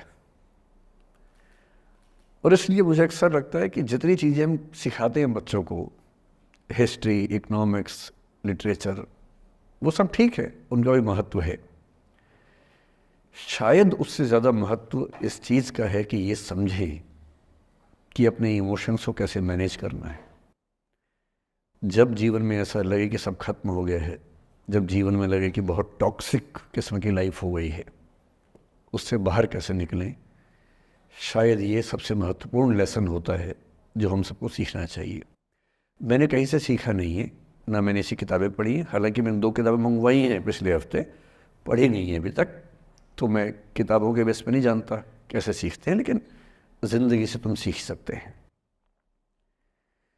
इन कहानियों का सबका एक ही सार है, वजह अलग अलग है। एक व्यक्ति ने इसलिए अपना जीवन समाप्त किया कि वो रिश्ता उसके हाथ से छूट रहा था, एक ने इसलिए जीवन समाप्त किया कि रिश्ता बन गया था पर समाज के दबाव, घर के दबाव मैनेज नहीं कर पाए। एक ने ज़िंदगी भर शादी नहीं की सिर्फ इसलिए कि वो पुरानी यादों को भूल नहीं पाया। अरे एक बार गलती हो गई तो हो गई, आगे तो संभावना जीवन में है भाई, क्यों इतना हावी रखना उसी से दिमाग के ऊपर। कुछ लोग देश की सबसे अच्छी नौकरी में होकर हर पैमाने पर सफलता की हर कसौटी पे खरा उतरने के बाद जीवन नहीं बचा पाए, क्योंकि दूसरों की नज़र में आप बहुत सफल हो जाए, अपनी नज़र में शून्य हो, तो फिर जीवन कैसे बने, जीवन कैसे बचे। इन सारी कहानियों का मूल भाव एक ही है, अगर आप खुद को हैंडल नहीं कर सकते तो दुनिया को क्या हैंडल करेंगे। दुनिया को हैंडल करने से पहले खुद को हैंडल करना सीखना पड़ता है, और उसका सबसे आसान जो रामबाण उपाय है उसको बोलते हैं द आर्ट ऑफ लेटिंग गो, जाने दो। वो अफसाना जिसे अंजाम तक लाना न हो मुमकिन, उसे एक खूबसूरत मोड़ देकर छोड़ना अच्छा। साहिर ने लिखा, प्रेम की दुनिया के बारे में साहिर से अच्छा कौन लिखेगा। तारुफ समझते, तारुफ ना परिचय, इंट्रोडक्शन। कहते तारुफ रोग बन जाए तो उसको भूलना बेहतर। अरे परिचय हुआ किसी से, आपकी भाषा में इंट्रो हुआ, यही बोलते हो ना आप लोग, इंट्रो हो गया, इंट्रो हुआ, दोस्ती हुई, बाद में लगा रहे यार ये तो ऊट पटांग आदमी है या ऊट पटांग लड़की है, छोड़ो फिर, ऐसा क्या लोड लेना है। तारुफ रोग बन जाए तो उसको भूलना बेहतर, ताल्लुक बोझ बन जाए तो उसको तोड़ना अच्छा, वो अफसाना जिसे अंजाम तक लाना ना हो मुमकिन, उसे एक खूबसूरत मोड़ देकर छोड़ना अच्छा। बस करना यह है कि खूबसूरत मोड़ देकर छोड़ना है, हाथ में तेजाब की बोतल लेके नहीं। और आज की पीढ़ी का ये समझना बहुत ज़रूरी है कि छोड़ना भी अच्छे तरीके से हो सकता है। तो मैं उस बात पर आऊँ उससे पहले थोड़ा संक्षेप में समझा दूँ। मुझसे कुछ बच्चों ने पूछा इस बीच में कि जितना आसानी से आप बोल रहे हैं क्या सच में इतना आसान होता है? कैसे छोड़ें उन चीज़ों को जो मन पर हावी हैं, उन इमोशंस के टर्मोइल को, उन इमोशंस की इंटेंसिटी को कैसे मैनेज करें? क्या सच में इतना आसान होता है? आसान तो नहीं होता है। मेरी उम्र में आसान है, आपकी उम्र में आसान नहीं होता है। मेरी उम्र में क्यों आसान है? क्योंकि ये सारा खेल हार्मोन्स का है, ये सारा खेल केमिस्ट्री का है। हम सब दरअसल बहुत सारे केमिकल्स, जिनमें से कुछ का नाम हार्मोन्स हैं, उन केमिकल्स और हार्मोन्स के बहुत सारे इंटरेक्शंस के रिजल्ट हैं। इसलिए जब कोई बच्चा जैसे छोटे बच्चे हमेशा उछलते रहते हैं, पेरेंट्स थके रहते हैं, ये इन सभी केमिस्ट्री का परिणाम है, शौक का मामला नहीं है। आपकी उम्र जो होती है किशोरावस्था और युवावस्था की शुरुआती उम्र, मैं मान के चल रहा हूँ कि आप सब लोग 17 से 22-23 के बीच के लोग हैं, बच्चे हैं। कुछ तो अभी शादी भी नहीं कर सकते होंगे, वो वाले होंगे ना। लड़के तो नहीं कर सकते होंगे भी, 21 के कहाँ हुए होंगे। तो वो वाली उम्र आप लोगों की है। इस उम्र में इमोशंस का टर्मोइल, इस उम्र में इमोशंस का बिखराव इतना ज़्यादा होता है कि संभालना बड़ा मुश्किल होता है। जैसे जैसे आप मैच्योर होंगे, बड़े होंगे, बूढ़े होंगे, बूढ़े और मैच्योर काफ़ी हद तक समानार्थक शब्द होते हैं। बूढ़ा आदमी आमतौर पर मैच्योर हो ही जाता है, और जो मैच्योर हो जाता है उसको लोग बुढ़ा ही बोलते हैं, चाहे वो दोस्त हो आपका। तो मैच्योर होने के बाद मैच्योरिटी के कई लक्षण हैं, 10-20 लक्षण। उनमें से एक ये है कि आपके इमोशंस में इंटेंसिटी उतनी नहीं रह जाती जितनी बचपन में होती है। मसलन कोई आपका दोस्त आपसे कुछ खराब कह दे, आप 3-4 घंटे बेचैन रहेंगे, बार बार मैसेज टाइप करेंगे, फिर डिलीट करेंगे, फिर टाइप डिलीट, वो भी टाइप डिलीट चल रहा है। एक दिन हो गया बात हुए, ना वो पढ़ पा रहे हैं, ना आप पढ़ पा रहे हैं, बेचैनी चरम पे है। अब इतना ही मामला है, नाक का सवाल है कि पहले कौन झुकेगा। सारे संबंधों में स्तर इसी बात से तय होता है कि पहले कौन झुकेगा, और जो एक आध बार झुक गया वो जिंदगी भर झुकता है उसके बाद। इससे लोग शुरू में बहुत केयरफुल होते हैं कि झुकना नहीं है। 3-4 ज्ञानी पीछे बैठे ही होते हैं कि नहीं झुकना नहीं है, वो झुकेगा, वो झुकेगी, तू क्यों झुकेगा। इन ज्ञानियों से बचना बहुत ज़रूरी है, ज़िंदगी जहर बना देंगे आपकी। अब दोनों ईगो फाइट कर रहे हैं कि पंजा किसका गिरेगा, इस पर फाइट चल रही है। 2 दिन हो गए, 3 दिन हो गए, उसके बाद एक आध आदमी पिघल जाता है, उसको लगता है भाड़ में जाए यार, बात ही नहीं हो पा रही, तुम ईगो कर रहे हो। फिर वो फ़ोन मिलाता है, ये भी फ़ोन की इंतज़ार में 3 दिन से सो भी नहीं रहा बेचारा। हीरो बेशक बन ले पर बेचैन तो भाई। खटाक से फ़ोन उठता है, अब दोनों कान में फ़ोन लगा के रखिए, कोई नहीं बोल रहा, चुप। क्या बातचीत चल रही है सोचिए, एक भी शब्द नहीं, एकदम चुप। थोड़ी देर के बाद कंफर्म करने के लिए कि है भी या नहीं, एक बोलता है हेलो, वहाँ से आवाज़ आती है कोई एक मैं थोड़ा ऐसी जोकर टाइप की बात करता हूँ, मुझे मोटिवेशनल स्पीकर ना समझे आप लोग, मैं ऐसी हंसी मजाक ही करना आता है मुझे, वही मैं करता हूँ। लेकिन इससे आप ये ना सोचिए कि मुझे पढ़ाना नहीं आता, मैं पढ़ा भी लेता हूँ IAS के लिए मुझे वो भी आता है, लेकिन अभी क्योंकि आप बच्चे छोटे हैं तो मैं आपके साथ वैसी बात ही कर रहा हूँ। अब ये सब चल रहा है। अब इसमें अगर कोई एक व्यक्ति झुक गया, बात आगे हो गई तो हो गई, वरना कई रिश्ते ऐसे भी होते हैं जो इसी बिंदु पे खत्म हो जाते हैं कि तेरा भाई नहीं झुकेगा, भाभी झुकेगी, और उधर जीजू झुकेंगे, दीदी नहीं झुकेगी, जीजू झुकेंगे, दीदी क्यों झुकेगी, और ना जीजू झुक रहे ना भाभी झुक रही और उस चक्कर में जो अभी बेचारा रिश्ता बना भी नहीं था, वही वो ज़मींदोज़ हो गया, वही वो ख़त्म हो गया। पर ठीक है, हो गया तो हो गया, भाड़ में जाए, ऐसा क्या है, डर किस बात का है इसमें। लेकिन मैं फिर भी आपसे कहूँगा, मेरी उम्र में क्या होता है, जैसे मुझे कोई फ़ोन करे कि मैं आपसे बहुत नाराज़ हूँ, तो मैं कहता हूँ अच्छा ठीक है, कल बात करेंगे। नहीं, मैं आपसे बहुत नाराज़ हूँ, मेरा दिल टूट गया है। मैं कहता हूँ देखो मुझे नींद आ रही है अभी, let me sleep, we will talk tomorrow. You just do one thing, write down all the points and we will discuss in the morning. When I come to office, you come to my cabin and we will discuss. Don't worry, I'll find out the solution for you. कह रहे हैं आप कैसी बात कर रहे हैं, मैं ना सो पा रहा हूँ ना मैं जाग पा रहा हूँ. तो मैंने कहा दैट इज योर प्रॉब्लम. मैं तो सो भी रहा हूँ जाके, ये तो कोई दिक्कत नहीं हुई भाई. तो मैं तो ऐसा हो चुका हूँ कि दुनिया में कुछ भी हो जाए मुझे टाइम पे नींद आ जाती है. कुछ भी हो जाए, मतलब एक आध, अब जैसे मेरी माता जी की मृत्यु हुई तो मुझे नींद नहीं आई कुछ दिनों तक, ठीक बात है, नहीं आनी चाहिए उस समय, तब भी आ गई तो फिर इंसान और पत्थर में क्या अंतर बचा, सीधी सी बात है. But keeping aside those rare instances, कोई कुछ भी कर ले हमें तो बढ़िया नींद आती है. और मैं ये कहना चाह रहा हूं, मैंने ये सीखा है अपने पिताजी से, और सीख सकते हैं इसको, ये केवल तुक्के की बात नहीं है, सीख सकते हैं. मेरे जो पेरेंट्स हैं, पिताजी और माँ, वो एक अनूठा कॉम्बिनेशन है. अच्छा, किसी शादीशुदा जोड़े से अकेले हम बात करके देखिए, जब वो कंफर्टेबल हो आपके साथ, आप उनको बोलिए कि मुझ में और मेरी पत्नी में या मुझ में और मेरे पति में ज़्यादा चीज़ें मैच नहीं होती हैं. सीरियस होकर बोलना, मजाक के मूड में नहीं, सीरियस मुंह बना के बोलिए, थोड़ा भरोसे में लेके. दुनिया का हर जोड़ा आपसे बोलेगा आप में तो फिर भी कुछ मैच होता है, हम में तो कुछ मैच नहीं होता, एक भी मैच. सारे जोड़े ऐसे ही चल रहे हैं.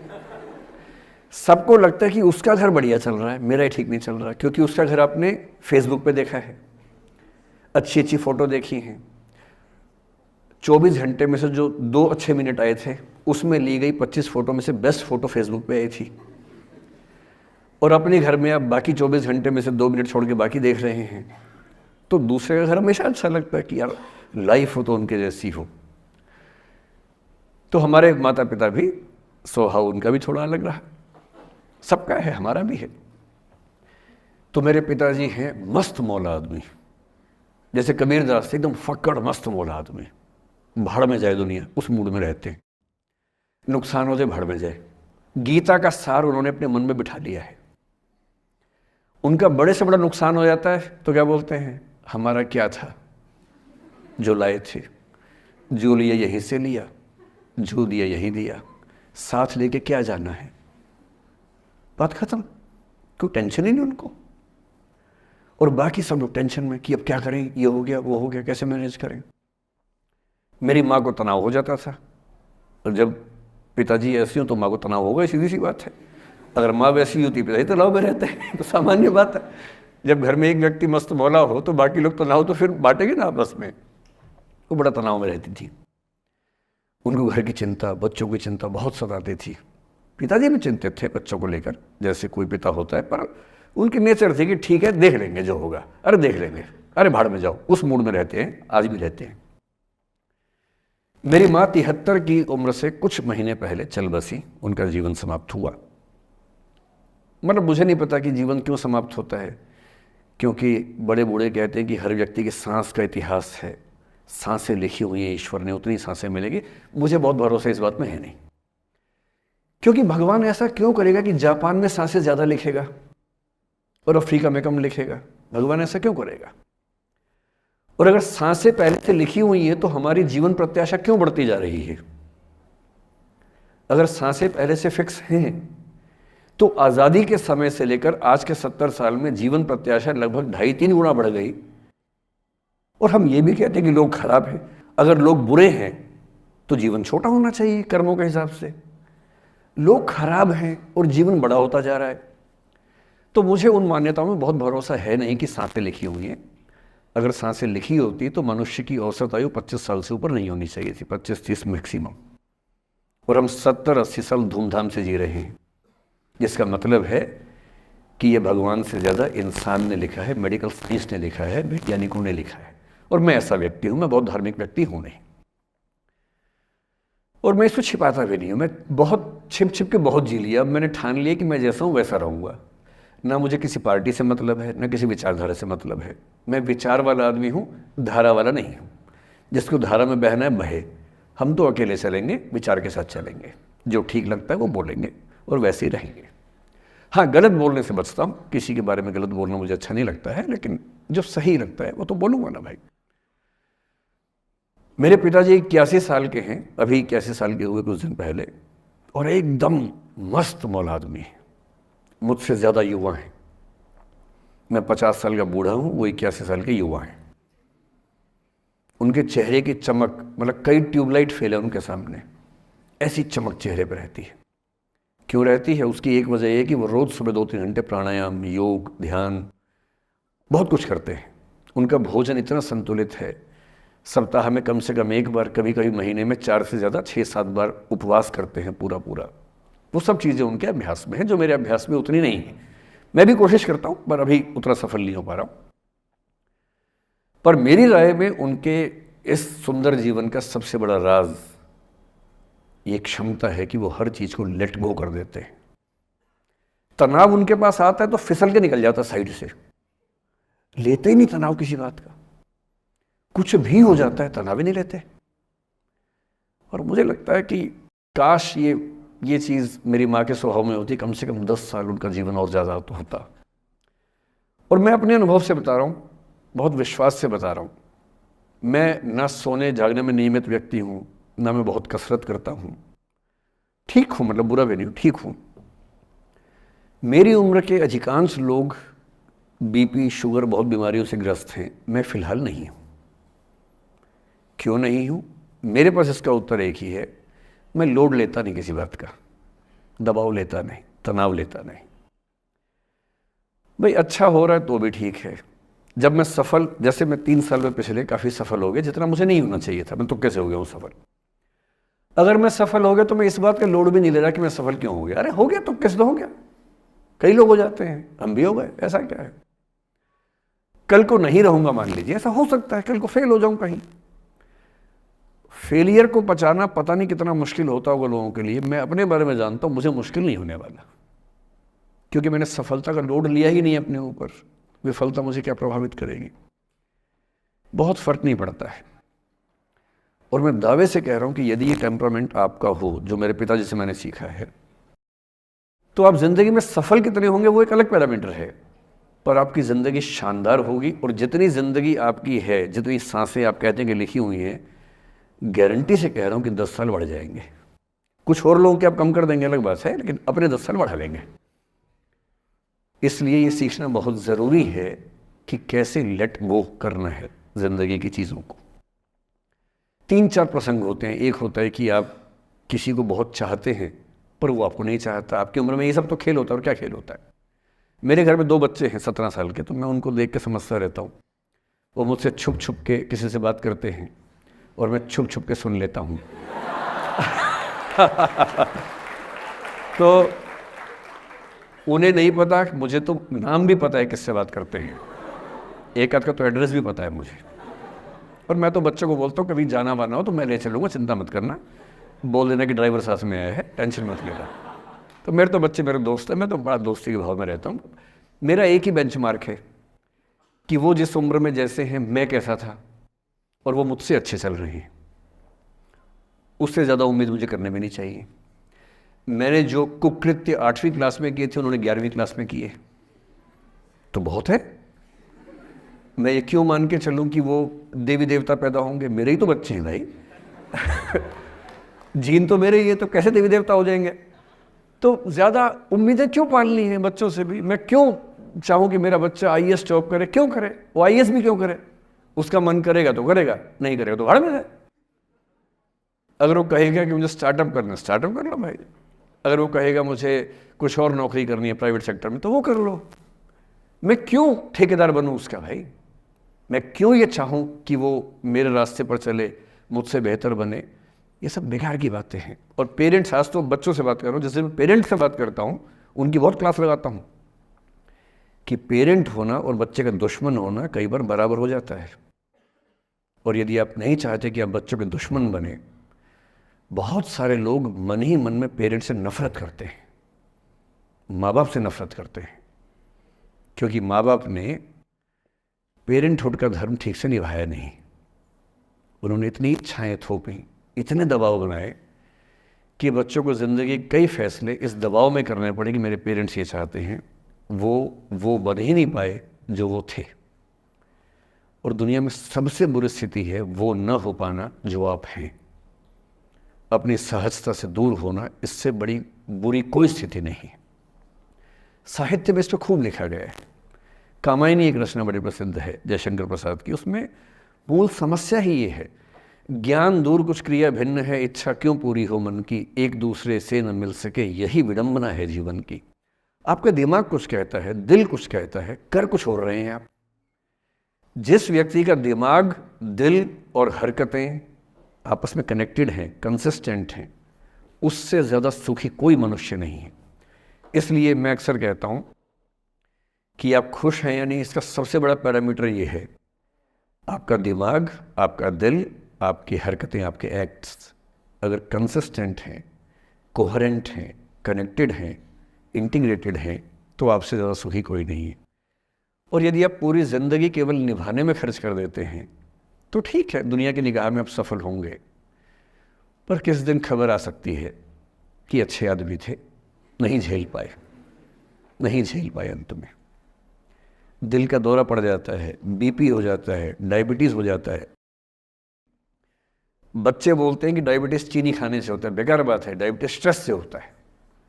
डायबिटीज़ होने के बाद चीनी खाना मना है। चीनी खाने से आज से किसी को डायबिटीज़ नहीं हुआ है, डायबिटीज़ केवल तनाव से होता है। तनाव पहले ही दुनिया में इतने सारे हैं, नौकरी के तनाव, कितने झंझट दुनिया में हैं, उसके ऊपर से अपने स्वभाव से दूर होने का तनाव, कितना बड़ा तनाव है, क्यों पालना चाहिए। तो मैं कुछ सूत्रों में आपको बात बताता हूँ। इस उम्र में आप कितना उसको फॉलो कर पाएंगे मुझे नहीं पता, लेकिन कोशिश करेंगे तो कुछ तो फ़ायदा होगा ही। पहला सूत्र मेरा आप लोगों के लिए ये है कि जब आप किसी को पसंद करें और वो आपको पसंद ना करे तो टेंशन नहीं लेनी है, तेज़ाब तो नहीं उठाना है। ठीक, कई लोग इस मूड में रहते हैं, मुझे पसंद नहीं करेगी, मुझे, मैं राजा हूँ, मैं नवाब हूँ, मुझे पसंद नहीं करेगी। अरे तू क्या है भाई, नहीं पसंद हो तो नहीं पसंद हो, ये क्या बात हुई। सबसे पहले अपने अंदर से लोकतांत्रिक बनिए, डेमोक्रेटिक बनिए। जैसे आपको हक है किसी व्यक्ति को पसंद करने का, उसको भी हक है किसी को पसंद या नापसंद करने का। यदि कोई ऐसा व्यक्ति जिसको आप पसंद नहीं करते वो आपको प्रपोज करे तो आप उसको मना ही तो करेंगे। बस मना इज्जत से कीजिए, किसी को बेआबरू करके मत भेजिए। ये नहीं कि अच्छा तुम शीशा देखा है कभी, रुको आईना मेरी जेब में लो, ऐसे नहीं करना है। बड़े बेआबरू होकर तेरे कूचे से हम निकले, वो वाला भाव जो गालिब को आया था वो भाव नहीं आना चाहिए। अगर कोई आपको कभी प्रपोज करे, आप लोगों की उम्र है, ये सब चलता ही होगा आप लोगों के बीच में, मैं आपके टीचर से सामने बोल रहा हूँ, लेकिन मैं ऐसा ही हूँ, मैं जानता हूँ कि आपकी उम्र में से होता होगा, सब जानते हैं तो होता ही होगा। कभी किसी से ये उम्मीद मत करना कि वो आपको पसंद करे ही करे। यदि कोई रिजेक्ट करे, बस हाँ, रिजेक्शन थोड़ा प्यार से होना चाहिए, बदतमीजी से नहीं होना चाहिए। उसके अधिकारों का उतना ही सम्मान कर रहे हैं जितना आप अपने अधिकार का सम्मान करते हैं। कि ठीक है भाई, आपको मैं पसंद नहीं, कोई बात नहीं, तू नहीं कोई और सही, कोई और नहीं कोई और सही, बहुत लंबी है जमी मिलेंगे लाख हंसी, इस जमाने में सनम तू अकेली तो नहीं। कितने लोग हैं दुनिया में, ऐसा क्या है। और मैंने बहुत प्यारे प्यारे बच्चों को देखा रोते बिलखते हुए कि मैंने उसको प्रपोज किया, उसने मुझे मना कर दिया। अंकल, छोटे छोटे बच्चे आजकल मुझे लव गुरु मानते हैं अपने आसपास, वो मेरे पास आके ऐसी ऐसी बातें बताते हैं बड़ी क्यूट तोतली आवाज़ में, मैंने उसको प्रपोज किया, उसने मुझे ऐसे वाली आवाज़ में एकदम रोते बिलखते हुए। तो मैं बोलता हूँ बधाई हो बहुत बहुत तुम्हें, कॉन्ग्रेचुलेशंस। मैंने अपनी ज़िंदगी में ऐसे 50 मामले देखे और 50 में से कम 49 मामले में जब कहीं दिल नहीं लगा, बाद में उससे बेहतर ही व्यक्ति मिला। अगर कभी ऐसा हो ना, मन ही मन में बधाई देना अपने आप को कि बच गया। हाँ बोल देता तो फंस जाती, हाँ बोल देते तो मर जाता। और मन में भाव वही रखना है, तू नहीं कोई और सही बात कर, स्ट्रेस नहीं लेना है। मैं जानता हूं कि आपकी उम्र में आसान नहीं होता, आपको रात रात भर सपने आएंगे, बेचैनी होगी, करवटें बदलते रहे सारी रात हम, आपकी कसम आपकी कसम, ये सब ड्रामा होता है। ये फिल्मी गीत है, मुझे गीत कविता इतना याद है कि मुझे हर बात में वही दिमाग में आता है, मैं क्या करूं। ये होता है आपकी उम्र में, पर वो भी एक फेज़ है। अगर ये फेज़ नहीं जिया तो भी क्या जीवन जिया। कभी कभी बेचैनी भी तो होनी चाहिए, वरना ज़िंदगी में मज़ा क्या है। अगर हर चीज़ लिनियर है, हर चीज़ फॉर्मलाइज है, फिर मज़ा क्या है ज़िंदगी में। ये उठापटक, ये बेचैनी, ये घबराहट, ये तनाव, संतरास भी तो होना चाहिए कभी कभी ज़िंदगी में। इससे बुरी स्थिति तब होती है जब आप किसी रिलेशनशिप में हैं और वहाँ ब्रेकअप हो जाए, ये भी होता है। देखिए, मैं आपको बड़ी खरी खोटी सुनाने के मूड में हूँ। जिस तरह का प्रेम आप लोगों की पीढ़ी में होता है, मैं ये नहीं कहता कि आपकी पीढ़ी ख़राब है, हर पीढ़ी ऐसी होती है, बस ये कि आपकी पीढ़ी को सुविधाएं ज़्यादा मिल गई हैं। हमारी पीढ़ी में ना चिट्ठी लिख के भेजनी पड़ती थी, बड़ा रिस्क होता था। चिट्ठी लिखो कागज़ पे, फिर एक डाकिया ढूंढो भरोसे का, तो भरोसे वाला कुरियर बॉय या कुरियर गर्ल जाके चिट्ठी वहीं दे के आए जहाँ हमने कहा है। ये भी डाउट कहीं किसी और को दे के आ जाए। या कबूतर से बात करो, कबूतर जा जा जा, पहले प्यार की पहली चिट्ठी साजन को दिया। कबूतर का क्या भरोसा किसको दे के आ जाए। लेकिन कितना तनाव था उस ज़माने में। आपके ज़माने में क्या है, सीधे व्हाट्सएप निकाला, खटाक से भेज दिया मैसेज, और नंबर किसी से मांग लिया 1 सेकंड में। नंबर भी नहीं देना है तो किसी कौन सी ऐप होती है, मैंने सुना कुछ और ऐप्स होती है, मेरे नंबर वाली भी होती है, इंस्टा होता है, एक और भी तो कोई होती है वो जिसमें कार्टून जैसा मुंह बन जाता है, स्नैपचैट। हाँ, स्नैपचैट पे चले गए। मैंने सुना है कि उसमें नंबर भी नहीं देना पड़ता है, ऐसा कुछ चक्कर है। वहाँ ढूंढ लिया।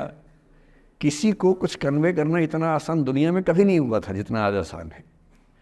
इन सब के ऊपर टिंडर है, बम्बल है, पता नहीं क्या क्या है, राइट लेफ्ट करते जाना है, उसी में कहानी शुरू। पर ये कहानियाँ जितने हल्के तरीके से शुरू होती हैं, मैं दावे से कह रहा हूँ कि 100 में से 99 अट्रैक्शंस 1 से 2 महीने में ख़त्म हो जाते हैं। क्योंकि आप जिसके प्रति अट्रैक्टेड थे ना, वो तो उसका बाहर का परसोना था। जहाँ परिचय गहरा होता है, असलियत सामने आ जाती है, और जब असलियत सामने आती है झेलना बड़ा मुश्किल होता है। आपके सपने टूट जाते हैं। आप जिस छवि पे दीवाने हुए थे, वो छवि तो सिर्फ छवि थी, वो तो इंसान नहीं था वैसा। 99% केसेस में मेरा ख्याल है कि अट्रैक्शन 1-2 महीने में समाप्त होता है। उसके बाद तो एक बोझ है जो आप ढो रहे हैं। कभी कभी होता है कि दोनों का खत्म हुआ तो बात आसान है, कभी कभी किसी एक का खत्म होता है, एक का नहीं होता है, वहाँ मामला मुश्किल हो जाता है। तो ऐसा हो सकता है आपके जीवन में कि दूसरा साथी आपका ये कहे कि भैया देखो, मैं तुम्हारे साथ कुछ महीने से हूँ, पर मुझे अब अच्छा नहीं लग रहा, मैं ब्रेकअप करना चाहता हूँ।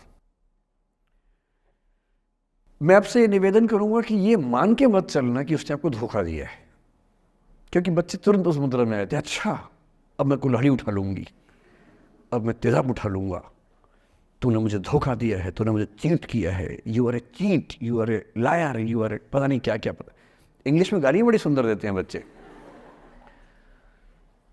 मैं ये कहना चाह रहा हूँ कि इस बात की संभावना मान के चलिए कि हो सकता है कि आपके साथ 2 महीने रहने के बाद सच में उसको ये लग जाए कि आपके साथ ट्यूनिंग ठीक नहीं है, या आपको लग जाए कि आपकी ट्यूनिंग उस व्यक्ति के साथ ठीक नहीं है।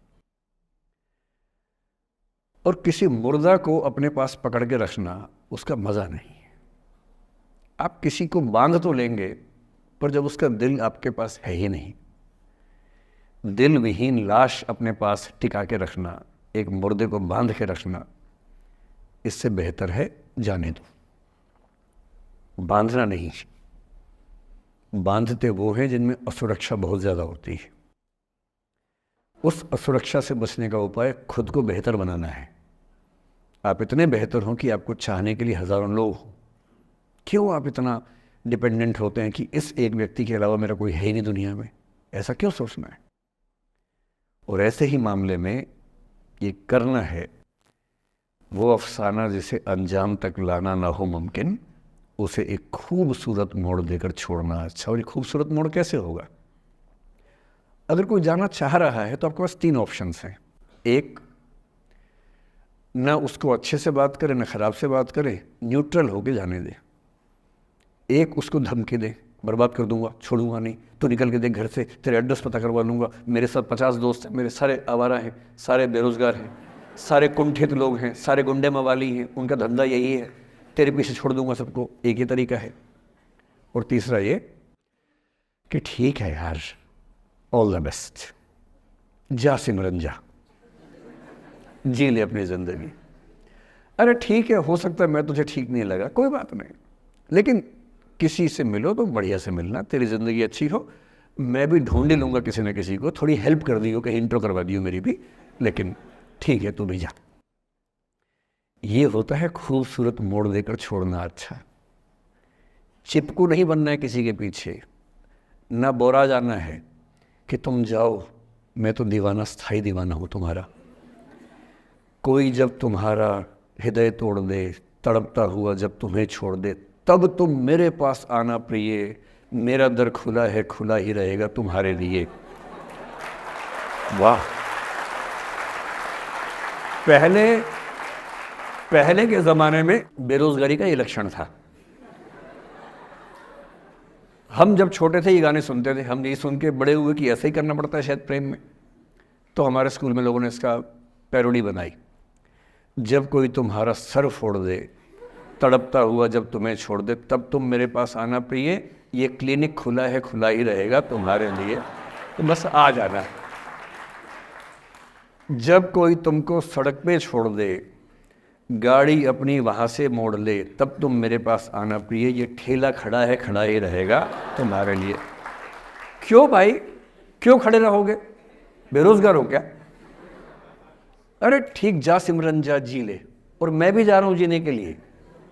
ये दीवाना नहीं बनना है कि तुम मतलब मुझे ना चाहो तो कोई बात नहीं, किसी और को चाहोगी तो मुश्किल होगी। अजीब हाल है यार, तुम ठेकेदार हो कि तेरा ठेका मेरे पास है, नहीं तो किसी के पास नहीं है। अजीब हाल है। अरे ठीक है भाई, उसकी ज़िंदगी है, जीने दो उसको। क्यों किसी की ज़िंदगी में इतना हावी होने का प्रयास करना है? जब आप नहीं चाहते कि आपकी ज़िंदगी में कोई हावी हो, आप क्यों किसी की ज़िंदगी में इतने हावी होंगे?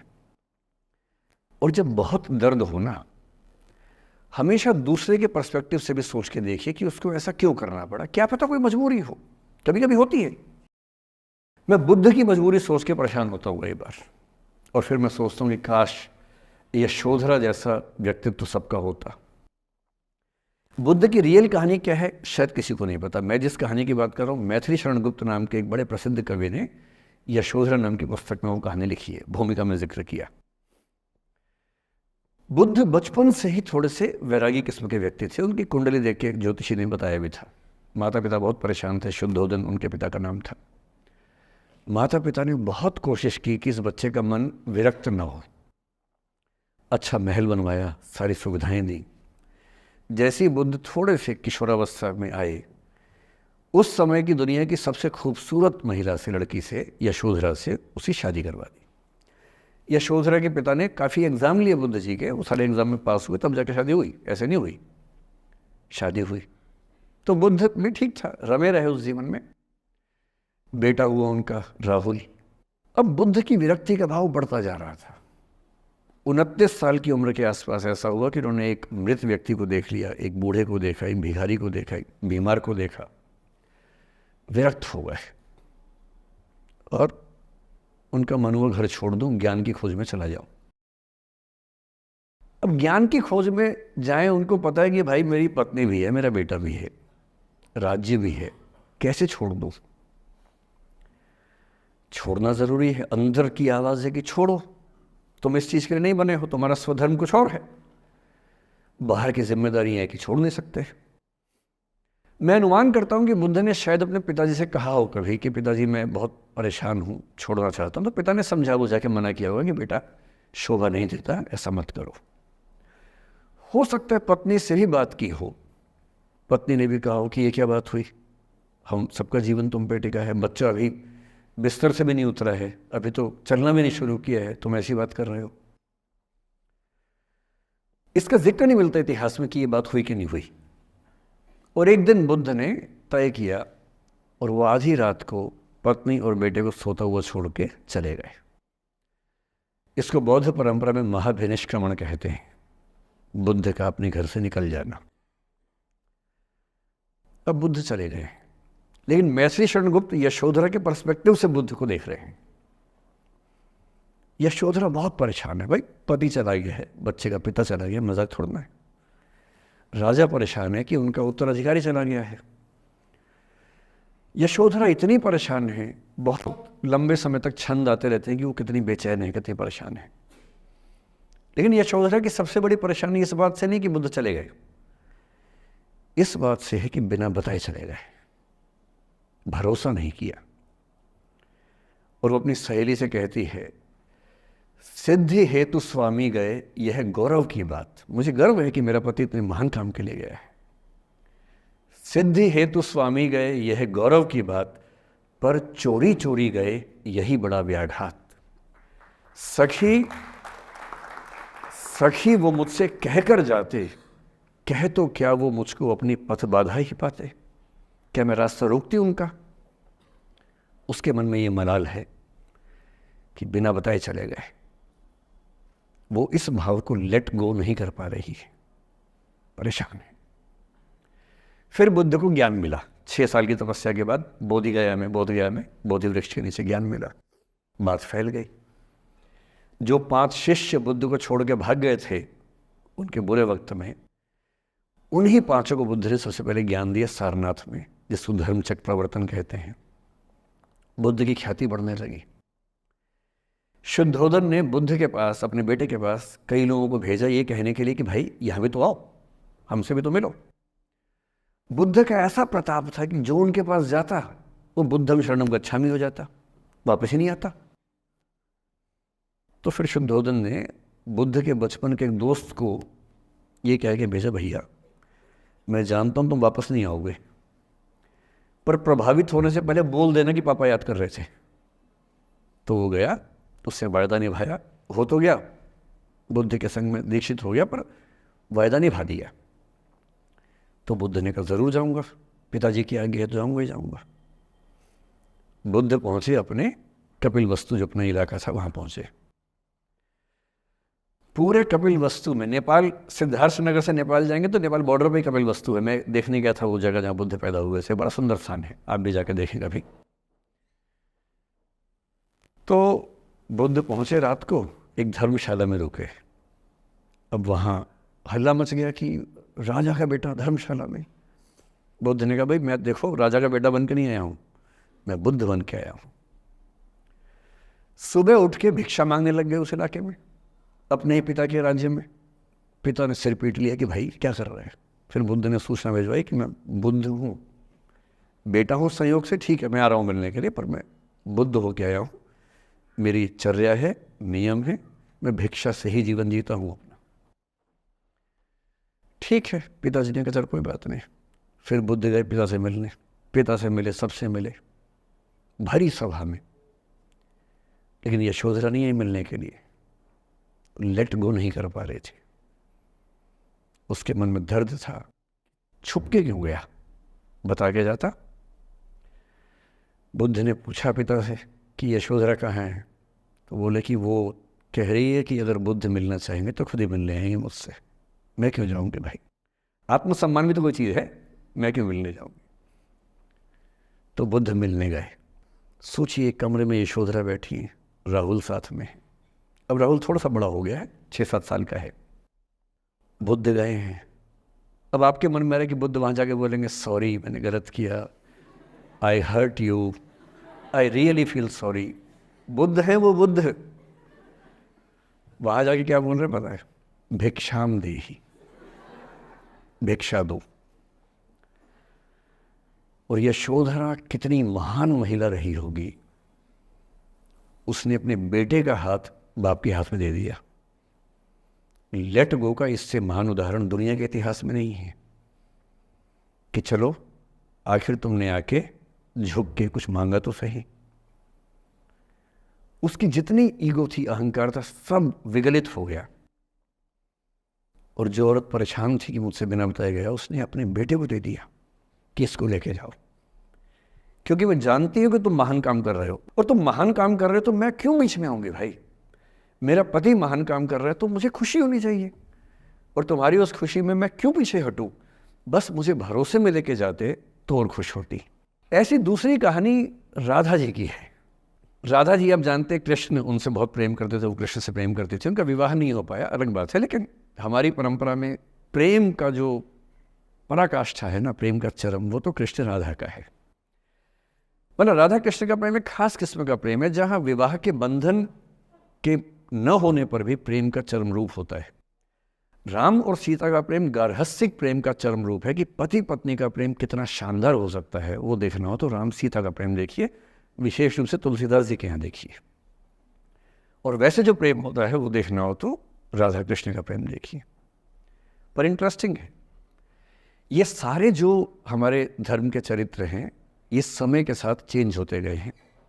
राम बदले हैं, कृष्ण बदले हैं, राधा बदली हैं, सब बदले हैं। एक कवि थे सूरदास, भक्ति काल में 16वीं सेंचुरी, आप मोटा मोटा ध्यान में रखिए। कृष्ण को, आपने वो कहानी सुनी होगी, कृष्ण तो अपने घर में थे, कंस को मारने के लिए वो पैदा हुए थे। कंस को पता लगा तो कंस ने अपने एक सहयोगी अक्रूर, जो कि श्वफल्क के पुत्र थे, उनसे कहा कि जाओ और कृष्ण को लेके आओ, यही मारेंगे। उसको पता नहीं था क्या होगा बाद में। आदमी कॉन्फिडेंस में ऐसी गलतियाँ करता ही है, तो वो सुपर कॉन्फिडेंट था, बुलवाया कृष्ण को। कृष्ण तो इसी काम के लिए आए थे, समझ गए कि बुलावा आ गया है, अब इससे काम निपटाना है, चलते हैं। राधा और गोपियाँ कृष्ण के बिना रह नहीं सकती थी। सुपर इमोशनल विमेन, ऐसा मानते हैं कि वो महिलाएं, राधा तो छोटी थी, बाकी महिलाएं गोपियाँ उनसे काफ़ी बड़ी उम्र की थी, इतनी इमोशनल थी कृष्ण को लेकर कि कृष्ण के बिना वो सोच नहीं सकते थे कैसे रहेंगे। पर वो जिस काम के लिए आए थे धरती पर, वो तो करना ही था। तो अक्रूर आए, अक्रूर ने बताया कि ऐसे ऐसे आया हूँ, ले जाना है।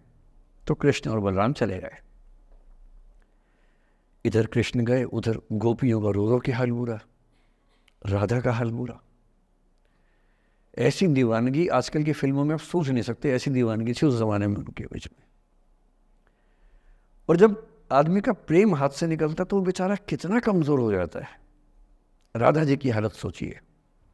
सूरदास कह रहे हैं, अति मलिन वृष भानु कुमारी, हरिश्रम जलु अंतरतन भीजे, ता लालच न धुआवती सारी। कि वृष भानु की कुमारी, वृष भानु मतलब राधा के पिता, वृष भानु की बेटी राधा इतनी कमजोर हो गई है, इतनी मलिन हो गई है। हरिश्रम जलु अंतरतन भीजे, कृष्ण के पसीने की कुछ बूंदें उसके ऊपर गिर गई थी, उसकी साड़ी में लगी हुई हैं। ता लालच न धुआवती साड़ी, इस लालच से साड़ी धुलवा नहीं रही है। और जब से कृष्ण गए हैं कपड़े तक नहीं बदलना चाह रही है कि इस कपड़े में मेरे प्रिय की याद है। खाती नहीं है, इतनी कमज़ोर है, हिल नहीं पाती है। एक और कवि हुए, वो तो इतने आगे बढ़ गए, बिहारी नाम के कवि थे। उनकी नायिका तो लगता है कि घड़ी का पेंडुलम है। सांस लेती है तो 4-5 कदम 6-7 कदम पीछे चली जाती है, सांस छोड़ती है तो आगे आ जाती है। सांस की हवा से ऐसा हो रहा है। इत आवत चली जात उत चली 6-7 अखात, चढ़ी हिंडोरे सी रही लगी उसासनी साथ। कि इधर आती है उधर जाती है, 6-7 हाथ इधर 6-7 हाथ उधर, सांस लेती है तो यहाँ, छोड़ती है तो वहाँ, जैसे झूला झूल रही हो। पर ये रीतिकाल के कवि हैं, उनका अलग टेस्ट है, हम सूरदास पे बात कर रहे हैं। राधा इतनी परेशान है। अच्छा, जब आदमी परेशान होता है ना, जब उसका ब्रेकअप टाइप का होता है कि कोई गया है वापस ही नहीं आ रहा, कृष्ण ने कहा था कि बस जा रहा हूँ, काम निपटा के आता हूँ। उनके मन में था क्या काम निपटाना है, काम निपटा भी दिया। अब कंस के बाद सवाल है कि मथुरा का साम्राज्य कौन संभाले। उसको एक स्ट्रक्चर बनाने के लिए कृष्ण को लगा कि मुझे यहाँ रह के सिस्टम को ठीक करना चाहिए, उसके बाद लौटना चाहिए। तो वो रुक गए वहाँ पर, राज्य का काम भी तो करना ही था। पर प्रेमी व्यक्ति को सब समझ नहीं आया, तो फिर लगता कि नहीं मेरे पास आओ, बाकी सब बेकार की बातें हैं, मेरे पास आओ। कृष्ण आ नहीं रहे। यमुना के इधर कृष्ण है, यमुना के इधर गोपियाँ हैं, पर आत्मसम्मान भी तो है। एक आलोचक ने कहा कि नाव में बैठ के चली जाती। आत्मसम्मान होता है प्रेम में कि मैं क्यों जाऊं, बिना बताए क्यों चले गए, बता के जाते। तो राधा वेट करिए। राधा के मन में क्या आ रहा है, उनको लग रहा है कि ऐसा तो नहीं कि मैंने ही कुछ गलती कर दी हो। जब कोई व्यक्ति दूर चला जाता है ना, बाकी लोग सोचते हैं कि कहीं मुझसे तो गलती नहीं हो गई। और राधा अपनी एक सहेली से बोल रही, गोपी से, मेरे मन इतनी सूढ़ रही, एक दिवस मेरे गृह आए मैं ही मस्ती दही, देखी तिन्हें हों मान कियो सो हरि गुसा गही। पगला सी गई है, बोरा सी गई है। सहेली से क्या बोल रही है? हे सहेली, मुझे पता है क्या लग रहा है, मुझे लगता है कि मुझसे ही गलती हुई है। उसने पूछा क्या गलती हुई है? कह रही है कि एक दिन क्या हुआ, कृष्ण भगवान मेरे पास आए थे, मैं उस समय दही मथ रही थी। वो ग्वाला जीवन है ना वहाँ पर, तो वो गोपालन जीवन का काव्य है पूरा। अब वो मुझसे बात करने आए और मैंने उनसे ठीक से बात नहीं की, मैंने मान किया। मान करना मतलब जिसको आपकी भाषा बोलते हैं भाव खाना। मैंने उनसे ठीक से बात नहीं की, मुझे लगता है वो नाराज़ हो गए, इसी नाराज़गी से लौट नहीं रहे। मेरे मन इतनी सून रही, मेरे मन में कांटा चुभ रहा है। एक दिवस मेरे घर आए, अब समझ में आएगा, एक दिवस मेरे घर आए, मैं ही मथती दही, देखी तिन्हें हाँ हाँ मतलब मैं मान की योग, मैंने अहंकार दिखाया, सो हरि गुस्सा गही, गुस्सा आ गया उनको इस बात से। सूरदास की राधा मुक्त नहीं हो पा रही, लेट गो नहीं कर पा रही, वो जी नहीं सकती कृष्ण के बिना। पर फिर देखिए 300 साल बाद क्या हुआ। 300 साल बाद कमाल हुआ। 20वीं शताब्दी की शुरुआत में एक और कवि हुए, उनका नाम था अयोध्या सिंह उपाध्याय हरिऔध। हरिऔध के नाम से प्रसिद्ध है। उन्होंने एक पुस्तक लिखी प्रिय प्रवास। प्रिय प्रवास मतलब प्रिय प्रवास पे चला गया है, कृष्ण चले गए हैं मथुरा, अब राधा कैसे जिएगी। 20वीं सेंचुरी की शुरुआत में फ्रीडम स्ट्रगल शुरू हो चुका है। महिलाएं अभी तक स्वाधीनता आंदोलन का हिस्सा नहीं बनी है, पर अब वो समय आ रहा है कि बनने वाली है। और हरिऔध की राधा ने कमाल कर दिया है। गोपियां पूछती हैं कृष्ण नहीं आ रहे, अब क्या करोगी? ये राधा जी क्या बोल रही हैं? प्यारे जीवें जगहित करें, गेह चाहे ना आवे। मेरे प्रिय खूब जिए, समाज का कल्याण करें, घर बेशक ना आए, कोई दिक्कत नहीं है, मैं चाहती हूं कि समाज का भला होना चाहिए। ये वो बिंदु है जहां राधा यशोधरा बन जाती है, मैथिली शरणगुप्त की यशोधरा। और जो मैं आपको समझाना चाह रहा हूं उस एग्जाम्पल से वो ये कि हो सकता है कि जिससे आप नाराज हो वो किसी बड़े काम की खोज में हो, वो किसी महानता के रास्ते पर हो। और यदि आपके जीवन में कोई व्यक्ति ऐसा है जो किसी महानता के रास्ते पे है, तो उसके रास्ते को रोकना अपने क्षुद्र हितों के लिए बहुत छोटापन है। और ऐसे मामले में एक ही बात हमें सोचनी है कि वो जिस काम के लिए बना है उसे करने दो। अपने स्वार्थ के लिए किसी को बांध के रखना, किसी को लाश बना के रखना, इसका क्या मतलब है? जाने दो, ऐसा क्या है, कुछ तो बढ़िया होगा। एक स्थिति हम में से कई लोगों की आती है कि हम एक टॉक्सिक रिलेशनशिप में होते हैं पर छोड़ नहीं सकते। ऐसे बहुत सारे पति पत्नी होते हैं। मैं अक्सर बच्चों से एक बात पूछता हूं कि आप में से कितने बच्चे वैसा ही वैवाहिक जीवन चाहते हैं जो आपके माता पिता का है?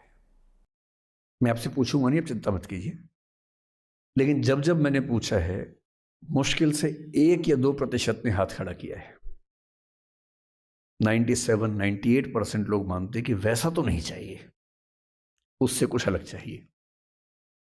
क्योंकि हम सब जानते हैं कि हमारे माता पिता भी, हमारे समाज के बाकी लोग भी बहुत समझौते करते हैं ताकि बच्चे अच्छा जीवन जी सके। आप भी करेंगे समझौते, सबको करने पड़ते हैं। ये है कि आप समझौते शायद उतने नहीं करेंगे जितने आपके माँ बाप ने किए होंगे, उनके माँ बाप ने और ज़्यादा किए होंगे। हर पीढ़ी कम समझौते करती है, ये समाज के विकास का एक तरीका होता है। पर ऐसा होता है कि आप एक ऐसे रिश्ते में आप छोड़ भी नहीं सकते, जी नहीं पा रहे, छोड़ सकते नहीं, क्योंकि आप तो छोड़ देंगे, आपके चक्कर में कईयों की ज़िंदगी दांव पे लग जाएगी। कैसे छोड़ दें? 3 छोटे छोटे बच्चे हैं, नौकरी है नहीं, वो माँ अपने पति से रोज़ प्रताड़ना झेलती है, बुरी बातें सुनती है, उसके पास कोई सिक्योरिटी नहीं है, वो बच्चों को नहीं छोड़ सकती, बच्चों को लेके कहाँ जाएगी, क्या करे? टॉक्सिक रिश्ता है। तो ऐसे में या तो आप रिश्ता छोड़ते हैं कि हर किसी से संभव नहीं होता, पर यदि वो संभव नहीं है तो रिश्ते में रहते हुए चिंताएं छोड़ दीजिए, अपेक्षाएं छोड़ दीजिए। भाई तेरी अपनी ज़िंदगी, मेरी अपनी ज़िंदगी, एक घर में रहेंगे पर रोज़ युद्ध नहीं करेंगे, बीपी नहीं बढ़ाएंगे, शुगर नहीं बढ़ाएंगे, तनाव नहीं बढ़ाएंगे। तुम्हारा अपना स्पेस, मेरा अपना स्पेस, ठीक है, एक छत के नीचे हैं, काम चला लेंगे, किसी और को नहीं बताएंगे, दुनिया के सामने अच्छी अच्छी फ़ोटो खिंचवाते रहेंगे स्माइल कर करके चेहरा, पर कम से कम बच्चे सफ़र ना करें, परिवार सफ़र ना करे, जी लेंगे, झेल लेंगे। और ऐसे माहौल में साहिर ने जो कहा था ना, उसी कविता की कुछ पंक्तियां बड़ी महत्वपूर्ण हैं कि बर्बादियों का सोग मनाना फिजूल था, कि बर्बादियां हैं जीवन में, पर ठीक है, कितना दुख मनाएंगे, अब है तो है, क्या कर सकते हैं। बर्बादियों का सोग मनाना फिजूल था, बर्बादियों का जश्न मनाता चला गया। और फिर अंत में इतनी सुंदर बात कहते हैं, गम और खुशी में फ़र्क न महसूस हो जहाँ, मैं दिल को उस मुकाम पे लाता चला गया। कि ठीक है, जैसी ज़िंदगी है उसको वैसे जिएंगे, अपेक्षाएं नहीं पालेंगे, ना तुम उम्मीद करना, और हम किसी तरह से मैनेज करके ज़िंदगी गुजार लेंगे। ये है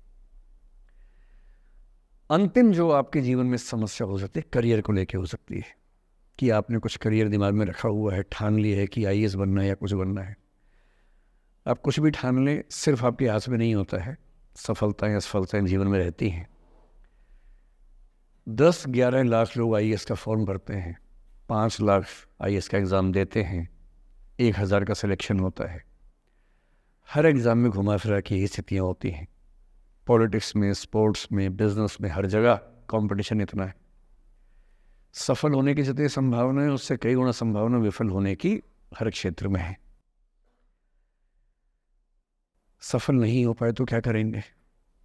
और मैंने ऐसे लोगों को देखा है कि आईएएस नहीं बन पाए 20 साल पहले, और 20 साल से रोज़ घुट रहे हैं कि आईएएस नहीं बन पाए। रात दिन यही ख्याल होता है कि आईएएस नहीं बन पाए, या पीसीएस नहीं बन पाए, या कुछ खास सोचा था जो नहीं कर पाए। तो मैं आप लोगों से निवेदन करूँगा कि यदि आपकी आर्थिक पृष्ठभूमि ऐसी नहीं है कि जो बहुत मजबूत हो, तो हमेशा एक बैकअप ऑप्शन ज़िंदगी में लेके चलिए। किसी करियर को दिमाग पे इतना हावी मत होने दीजिए कि वो नहीं मिलेगा तो कुछ नहीं होगा। आप उस दौर के व्यक्ति हैं जहाँ इतने ऑप्शंस दुनिया में हैं जितने कभी नहीं थे। इतने ऑप्शंस हैं, बस एक ठीक ठाक सा व्यक्तित्व बना लीजिए, एक ठीक ठाक सा कॉन्फिडेंस रखिए अपने ऊपर। और यदि आपके पास बेसिक स्किल्स हैं, भाषा की, चिंतन की, समझने की, कैलकुलेशंस करने की, प्लानिंग करने की, स्ट्रेटेजाइज करने की, और मेहनती आप हैं, मैं गारंटी से कह रहा हूँ कि इस दुनिया में कंपटीशन नंबर्स में बहुत ज़्यादा है, कायदे का कंपटीशन नहीं के बराबर है। बहुत मजबूत लोगों से आपको भिड़ना नहीं पड़ता है। भिड़ते हैं 5 लाख से, पर उन 5 लाख में कुछ ही हैं जो भिड़ने लायक हैं। इतना कॉन्फिडेंस रखिए, जैसे कहते हैं ना कि हम भी दरिया है, हमें अपना हुनर मालूम है, जिस तरफ भी चल पड़ेंगे रास्ता हो जाएगा। इतना भरोसा अपने ऊपर रखिए कि ठीक है, ये नहीं तो कुछ और करेंगे, वो नहीं तो कुछ और करेंगे, लेकिन कुछ ना कुछ बढ़िया कर लेंगे। और उस बढ़िया करने की शुरुआत कॉलेज की ज़िंदगी से होती है। उड़ान सोसाइटी संभाल लेंगे, निष्ठा संभाल लेंगे। अभी मैडम ने बताया कि 80 सोसाइटी से बताई, इसको में 60 बताई, 60 सोसाइटीज़ हैं। किसी सोसाइटी का हिस्सा बन जाइए। ये सोसाइटीज़ का हिस्सा बनने का असली पर्पस क्या है? इसी बहाने एक्सपोजर मिलता है, आप कुछ करते हैं, मंच पे आते हैं, लोगों से मिलना जुलना होता है, स्किल्स डेवलप होती हैं, और अंत में जो जीवन में काम आता है, यही स्किल्स काम आते हैं। और यदि वो स्किल्स हमने डेवलप कर लिए, और वो स्किल्स पढ़ाई से नहीं आती हैं, जो क्लासरूम के अंदर की पढ़ाई है वो सबसे कम महत्वपूर्ण चीज़ होती है कॉलेज में। कॉलेज में सबसे ज़्यादा महत्वपूर्ण है ये अपॉर्चुनिटीज़, लोगों से बात करना, कुछ ऑर्गेनाइज करना, कहीं फेल होना, कहीं पास होना, वो सब करते रहिए। और मैं दावे से कह रहा हूँ कि इस दुनिया में कंपटीशन कहने के लिए ज़्यादा है, दरअसल ज़्यादा नहीं है। पूरी बात का सार ये है कि किसी की भी ज़िंदगी फ्लैट नहीं होती है, उसमें कर्व्स आते रहते हैं, ऊंच नीच सबकी ज़िंदगी में आती है। मैंने भी कम नहीं झेली है, आज मैं यहाँ खड़ा हूँ ऐसे नहीं खड़ा हूँ, कुछ तो झेला ही होगा, मैंने भी ठीक ठाक झेला है। जिस उम्र में आप मौज मस्ती करते हैं, मैंने उस उम्र में कैलकुलेटर बेचे हैं, मैं सेल्समैन रहा हूँ 17 की उम्र में। और मैं बिजनेस फैमिली से नहीं हूँ। बिजनेस फैमिलीज में बच्चों को 17 में काम पे लगा देते हैं। मैं तो नौकरी पेशा परिवार से था, कुछ समस्याएं थी तो सेल्समैन बन के घर घर में जाके बेचना पड़ता था। तौहीन भी होती थी, लोग धिक्कारते भी थे, मजाक भी उड़ाते थे। वो समझे ना है, अपना खर्चा 17 की उम्र से खुद उठाया है, क्योंकि घर में दिक्कत थी। तो क्यों मांगू मैं घर से पैसे भाई, जब मुझे पता है कि मेरे घर में दिक्कत थी उस समय, क्यों मांगू? आपकी जिंदगी इस दुनिया के करोड़ों अरबों लोगों से बेहतर है, कुछ एक लोगों से खराब है। केवल उन कुछ एक पे ध्यान मत दीजिए, उन करोड़ों पे भी ध्यान दीजिए जिनसे अच्छी आपकी जिंदगी है। और इतनी कुव्वत आपके अंदर है, आप इस देश के सबसे अच्छे विश्वविद्यालयों में से एक, दिल्ली विश्वविद्यालय के सबसे अच्छे कॉलेजेस में से एक हंसराज कॉलेज में विद्यार्थी हैं। ये मजाक नहीं है, आप इस देश के एलीट हैं, एलीट। इस कॉलेज और यूनिवर्सिटी का नाम बोलते ही कितने बंद दरवाजे खुल जाते हैं आपको अंदाजा नहीं है, आगे जाके समझ में आएगा। बस इतना करना है कि जब जब जिंदगी नीचे की तरफ जाए थोड़ा सा हौसला बना के रखिए। कुछ ही दिन की बात होती है, हर चीज़ कुछ ही दिन की होती है। बहुत अच्छे वक्त में और बहुत बुरे वक्त में एक ही वाक्य कॉमन याद रखिए, कुछ दिनों की बात है, ये वक्त गुजर जाएगा। बहुत अच्छा हो तब भी ध्यान रखना है, आदत नहीं बनानी है। बहुत बुरा हो तब भी ध्यान रखना है, ये सब खत्म हो जाएगा। सोशल मीडिया पर ट्रोलिंग आजकल का एक नया सच है, जो आप लोग बड़ा मुश्किल होता है वो जब झेलते होंगे। आपने एक फ़ोटो अपलोड की, कोई लाइक ही नहीं कर रहा है, आप बार बार देखने घूमोगे लाइक किया कि नहीं किया। दोस्तों को फ़ोन कर रहे हैं, लाइक कर, तो लाइक कर, तो भी लाइक कर, चल 5 लाइक करवाए, 8 लाइक करवाए, नहीं लाइक हो रहा। फिर आपने कुछ ऐसा बोला, किसी ने उसकी छोटी सी क्लिप काट के चला दी और आप अचानक सबकी नज़रों में किरकिरी बन गए। गालियाँ पड़ रही हैं, आलोचनाएं हो रही हैं, लाखों लोग फतवे जारी कर रहे हैं आपके ऊपर। इतनी बेचैनी होती है इस दौर में। पहले के दौर में ये नहीं था, आपने कहीं कुछ बोला खत्म हो गई बात। अब किसी ने रिकॉर्ड कर ली, सोशल मीडिया पे आ गई, खत्म ही नहीं हो रहा। राइट टू बी फॉरगॉटन हमारे देश में है नहीं, और प्रैक्टिकली संभव भी नहीं है। कैसे आप उसको अप्लाई करेंगे? आप कभी ना कभी कुछ ऐसा बोलेंगे, या तो गलत बोलेंगे या उसमें से कोई क्लिप कोई काटेगा, इतनी गालियाँ पड़ेंगी और पहली बार जीना मुश्किल हो जाता है। मैंने आज से 7-8 साल पहले 1.5 साल तक एंग्जाइटी की दवाइयाँ खाई हैं, जबकि मैं बहुत ही मस्त वाला किस्म का आदमी हूँ, मैंने खाई हैं। और जीवन में एक आध ऐसा दौर सबका आता है, आ जाना चाहिए। जब जीवन में एक आध बार ऐसा हो कि सारी दुनिया पीछे पड़ गई है, बहुत दिक्कत होगी, घबराहट होगी, बेचैनी होगी, एंग्जाइटी होगी, डिप्रेशन होगा, सब कुछ होगा। लेकिन एक बात ध्यान रखना, मेरी इस बात को ध्यान रखना, वो पहली और आखिरी परीक्षा है, उसके बाद कभी नहीं होगा। 8 साल पहले ऐसा कुछ हुआ था कि मैंने बहुत दवाइयाँ खाई, 1.5 साल दवाई खाई, 1.25 साल खाई दवाई। कारण पता था, कारण ठीक हुआ, दवाई छूट गई। उसके बाद मैंने ज़िंदगी का सबसे मुश्किल फेज़ पिछले साल झेला था, जब मेरे एक वीडियो की क्लिप मीडिया पर चली, FIR हुई, पता नहीं क्या क्या हुआ, सब कुछ हुआ। पर मैं आपके सामने बहुत ईमानदारी से कह रहा हूँ, मुझे तनाव नहीं हुआ, डिप्रेशन नहीं हुआ, एंग्जाइटी नहीं हुई, क्योंकि मैं पहले झेल चुका था। अब पिछले 7 दिन से मेरी 5 साल पहले की एक क्लिप चला रही है वीडियो आजकल। 2019 के इलेक्शन से पहले जनवरी में मैं क्लास लेते हुए कह रहा हूँ कि अब इलेक्शन का टाइम आ गया, अब मंदिर का तमाशा शुरू हो जाएगा और ये पॉलिटिक्स के मामले हैं, सब बेकार की बातें। उस समय ना सुप्रीम कोर्ट का जजमेंट आया था, ना कुछ और हुआ था। आज मेरा बड़ा सीधा स्टैंड है कि जब सुप्रीम कोर्ट की कॉन्स्टिट्यूशन बेंच ने 5-0 से सहमति दी है और उसके बाद कॉन्स्टिट्यूशन तरीके से मंदिर बन रहा है, मैं कौन होता हूँ नाराज़ होने वाला? मुझे क्यों खुश नहीं होना चाहिए? दुनिया में हर धर्म के ईश्वरों के नाम पर मंदिर हैं, उनके जन्म स्थान पर मंदिर हैं, मेरे धर्म में क्यों नहीं होना चाहिए? मुझे क्यों परेशान होना चाहिए? और कुछ लोग पिछले 7 दिन से 5 साल पहले की क्लिप चला रहे हैं। मेरी टीम परेशान है, मैं परेशान नहीं हूँ। मुझे भेजते हैं कि सर ऐसे हो गया, सर इतनी वीडियो चल रहे हैं। मैं सुनता हूँ पर तनाव नहीं होता है, क्योंकि मुझे पता है कि किसी दिन किसी मंच पर हो, जैसे आज मैंने बात बोल दी, कहीं और बोल दूंगा, बात खत्म हो गई। कितना लोड लेंगे? और आप लोड लेते रहेंगे तो दुनिया देती रहेगी। दुनिया के पास बहुत है देने के लिए, वो हमेशा देते रहेंगे। खुद को ऐसा फूल प्रूफ बना लीजिए, शील्ड बना लीजिए अपने आसपास कि तनाव आता है, फिसल के निकल जाता है, और अगर आप तनाव झेलने के लिए समर्थ हो जाते हैं, लेट गो कर देते हैं, मैं दावे से कह रहा हूँ, सफल कितने होंगे मुझे नहीं पता, ज़िंदगी आपकी शानदार होगी, ये मैं गारंटी दे रहा हूँ। और जब जब बुरा अनुभव हो, जब जब जीवन में बुरा अनुभव हो, सबको होता है, आपको भी होगा, जब जब बुरा अनुभव हो, मेरा सूत्र वाक्य है जो मेरे व्हाट्सएप का स्टेटस भी है परमानेंट, मेरे दिल में गुथा हुआ है, दिल पे छपा हुआ है, सबको बोलता हूँ, हर क्लास में बोलता हूँ, आपको भी बोल रहा हूँ।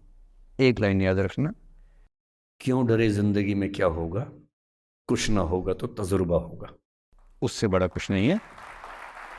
अब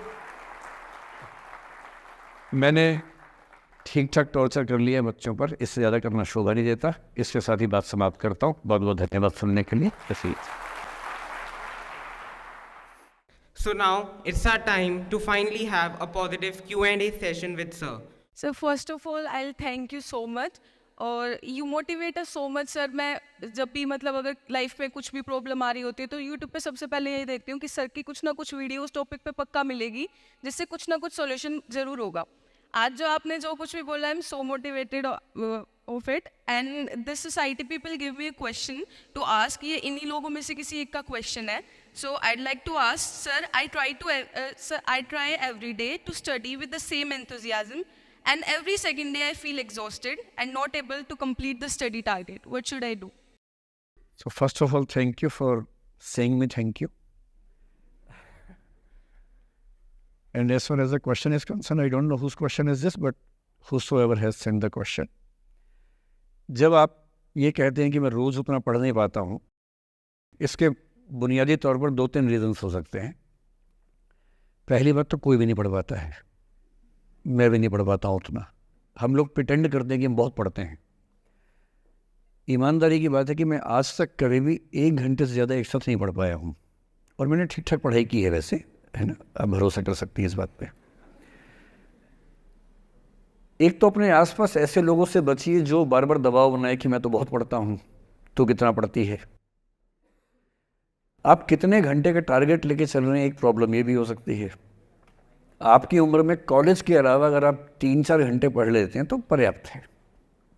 कॉलेज के 3 साल सिर्फ पढ़ाई के लिए नहीं है, पढ़ाई से ज़्यादा सीखने के साल हैं, मंच पे आने के साल हैं। दोस्तों के साथ फिल्म देखिए, दोस्तों के साथ आउटिंग पे जाइए, रेस्टोरेंट में बैठ के खूब बकवास कीजिए उनके साथ। उसमें जो सीखेंगे वो केवल पढ़ाई से नहीं सीखेंगे। तो दिन में 3-4 घंटे बहुत होते हैं। और बाकी मैं एडवाइस करता हूँ बच्चों को कि बहुत सारी एक्टिविटीज़, जिसमें से एक एक्टिविटी चाय की दुकान पर दोस्तों के साथ बैठना, 1 घंटे बात करना भी शामिल है। पर्सनैलिटी ग्रूमिंग के लिए बहुत ज़रूरी है। फिर आप लोगों की उम्र में इमोशंस थोड़े उठापटक होती रहती है। अगर आप महीने के 30 दिन में से 6-7 दिन बीच में नहीं पढ़ पाते डिस्टर्बेंस से, तो इसका मतलब है कि आप दिमागी तौर पर एकदम ठीक हैं। चिंता उनकी है कि जो रोज़ पढ़ रहे हैं। इसका मतलब वो अपनी उम्र में जी नहीं रहे, वो किसी और उम्र में जी रहे हैं। तो ठीक है, कभी कभी डिस्टर्बेंस आएगी, उसको एंजॉय कीजिए। डिस्टर्बेंस बस सुंदर प्यारी होनी चाहिए, इतना ध्यान रखिए, है ना। जिसकी वजह से नींद उड़ी हुई है वो अच्छा होना चाहिए, बाकी तो ठीक है। नमस्ते sir, thank you sir for this session sir. I extend my gratitude sir, it was an honour to listen you sir. Sir मेरा आपसे सवाल होगा कि कई एक आध एग्जाम्पल होंगे सर जहां आपने लेट गो किया होगा, आप अपने जीवन में भी किसी चीज़ में लेट गो किए होंगे, तो कोई एक आध ऐसा एग्जाम्पल आप शेयर करना चाहे जिससे हमें भी प्रेरणा मिले। मैं बताता हूँ आपको। जो मैंने कहा कि 7-8 साल पहले मैं थोड़ा एंग्जाइटी का शिकार हुआ, कई कारण थे, पर उसमें 2-4 लोग ऐसे थे जिन्होंने मेरा जीना मुश्किल कर दिया था उस समय। मतलब उन्होंने कर दिया, मैंने करवा भी लिया। अब तो मैं करवाता ही नहीं, तब मैंने करवा लिया था। अजीब किस्म के लोग, पीछे पड़ के रात दिन 24 घंटे तनाव देते रहना बिना किसी बात के, कोई वजह भी नहीं थी ऐसी। मैं बड़ा परेशान रहा। फिर बाद में परिस्थितियां बदल गई, मैं ठीक हो गया, मेरी स्थितियां ज़्यादा बेहतर हो गई। तो उन दिनों मैंने एक रहीम का दोहा पढ़ा, वो मेरे जीवन का उसूल बन गया उसके बाद से। एक दो बार मेरे मन में आया कि मैं भी दुश्मनी कर लूं और दिखा दूं, और मेरे पास ताकत उनसे ज़्यादा थी उस समय भी, आज भी है। पर अगर मैं किसी के उकसाने पे उसके जैसा हो गया तो जीता तो वही। जब मैं ही नहीं रहा तो फिर तो कोई और लड़ रहा है, मैं रहा ही नहीं, वो जीत जाएगा।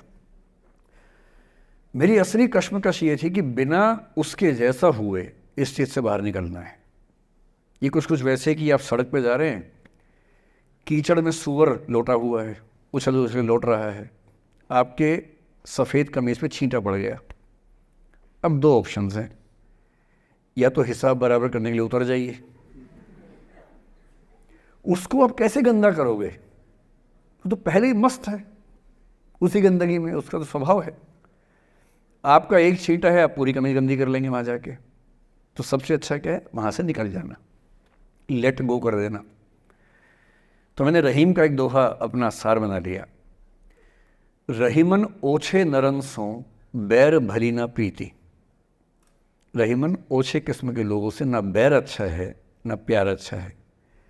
काटे चाटे श्वान के दुह भांति विपरीति। कुत्ता काटे तो दिक्कत, कुत्ता चाटे तो दिक्कत।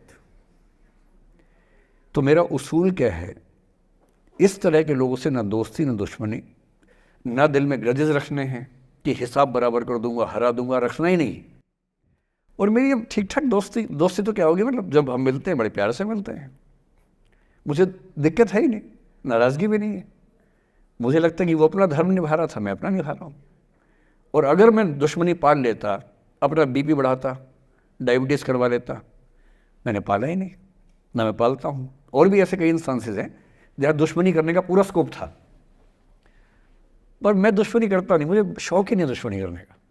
मेरा दुनिया में एक भी दुश्मन नहीं है, मतलब मैं कईयों का हूँ, मेरा एक भी नहीं है।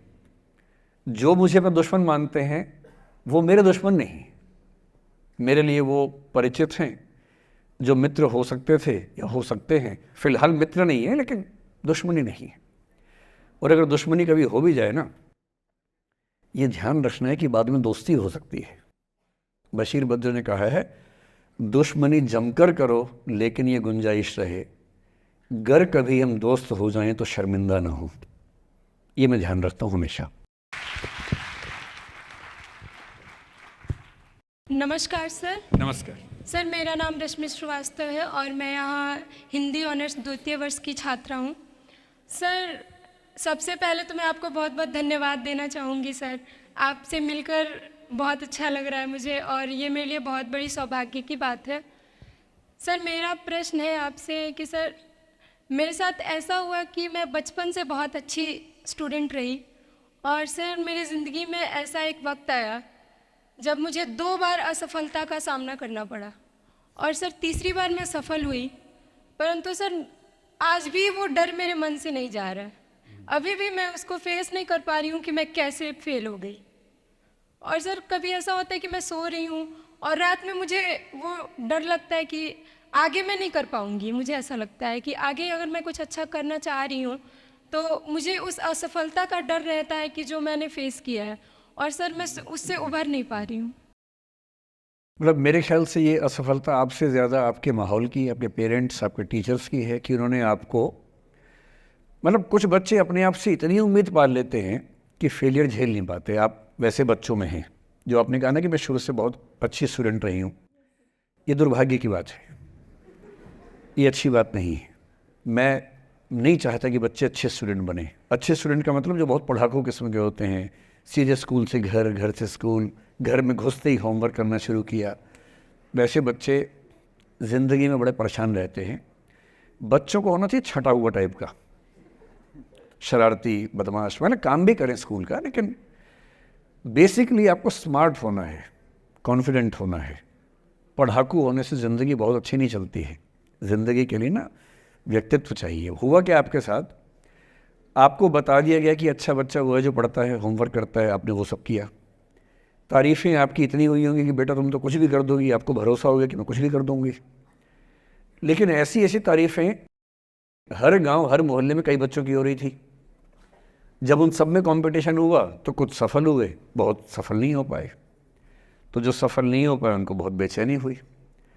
आपका सौभाग्य है कि अब तीसरी बार में सफल हो गई। कई ऐसे लोग हैं जो कभी सफल नहीं हुए ज़िंदगी में, उनको भी तो जीना है। तो मैं एक ही बात कहूँगा, अपने आप से उम्मीदें कम कर लीजिए। और ये आसान नहीं होता है।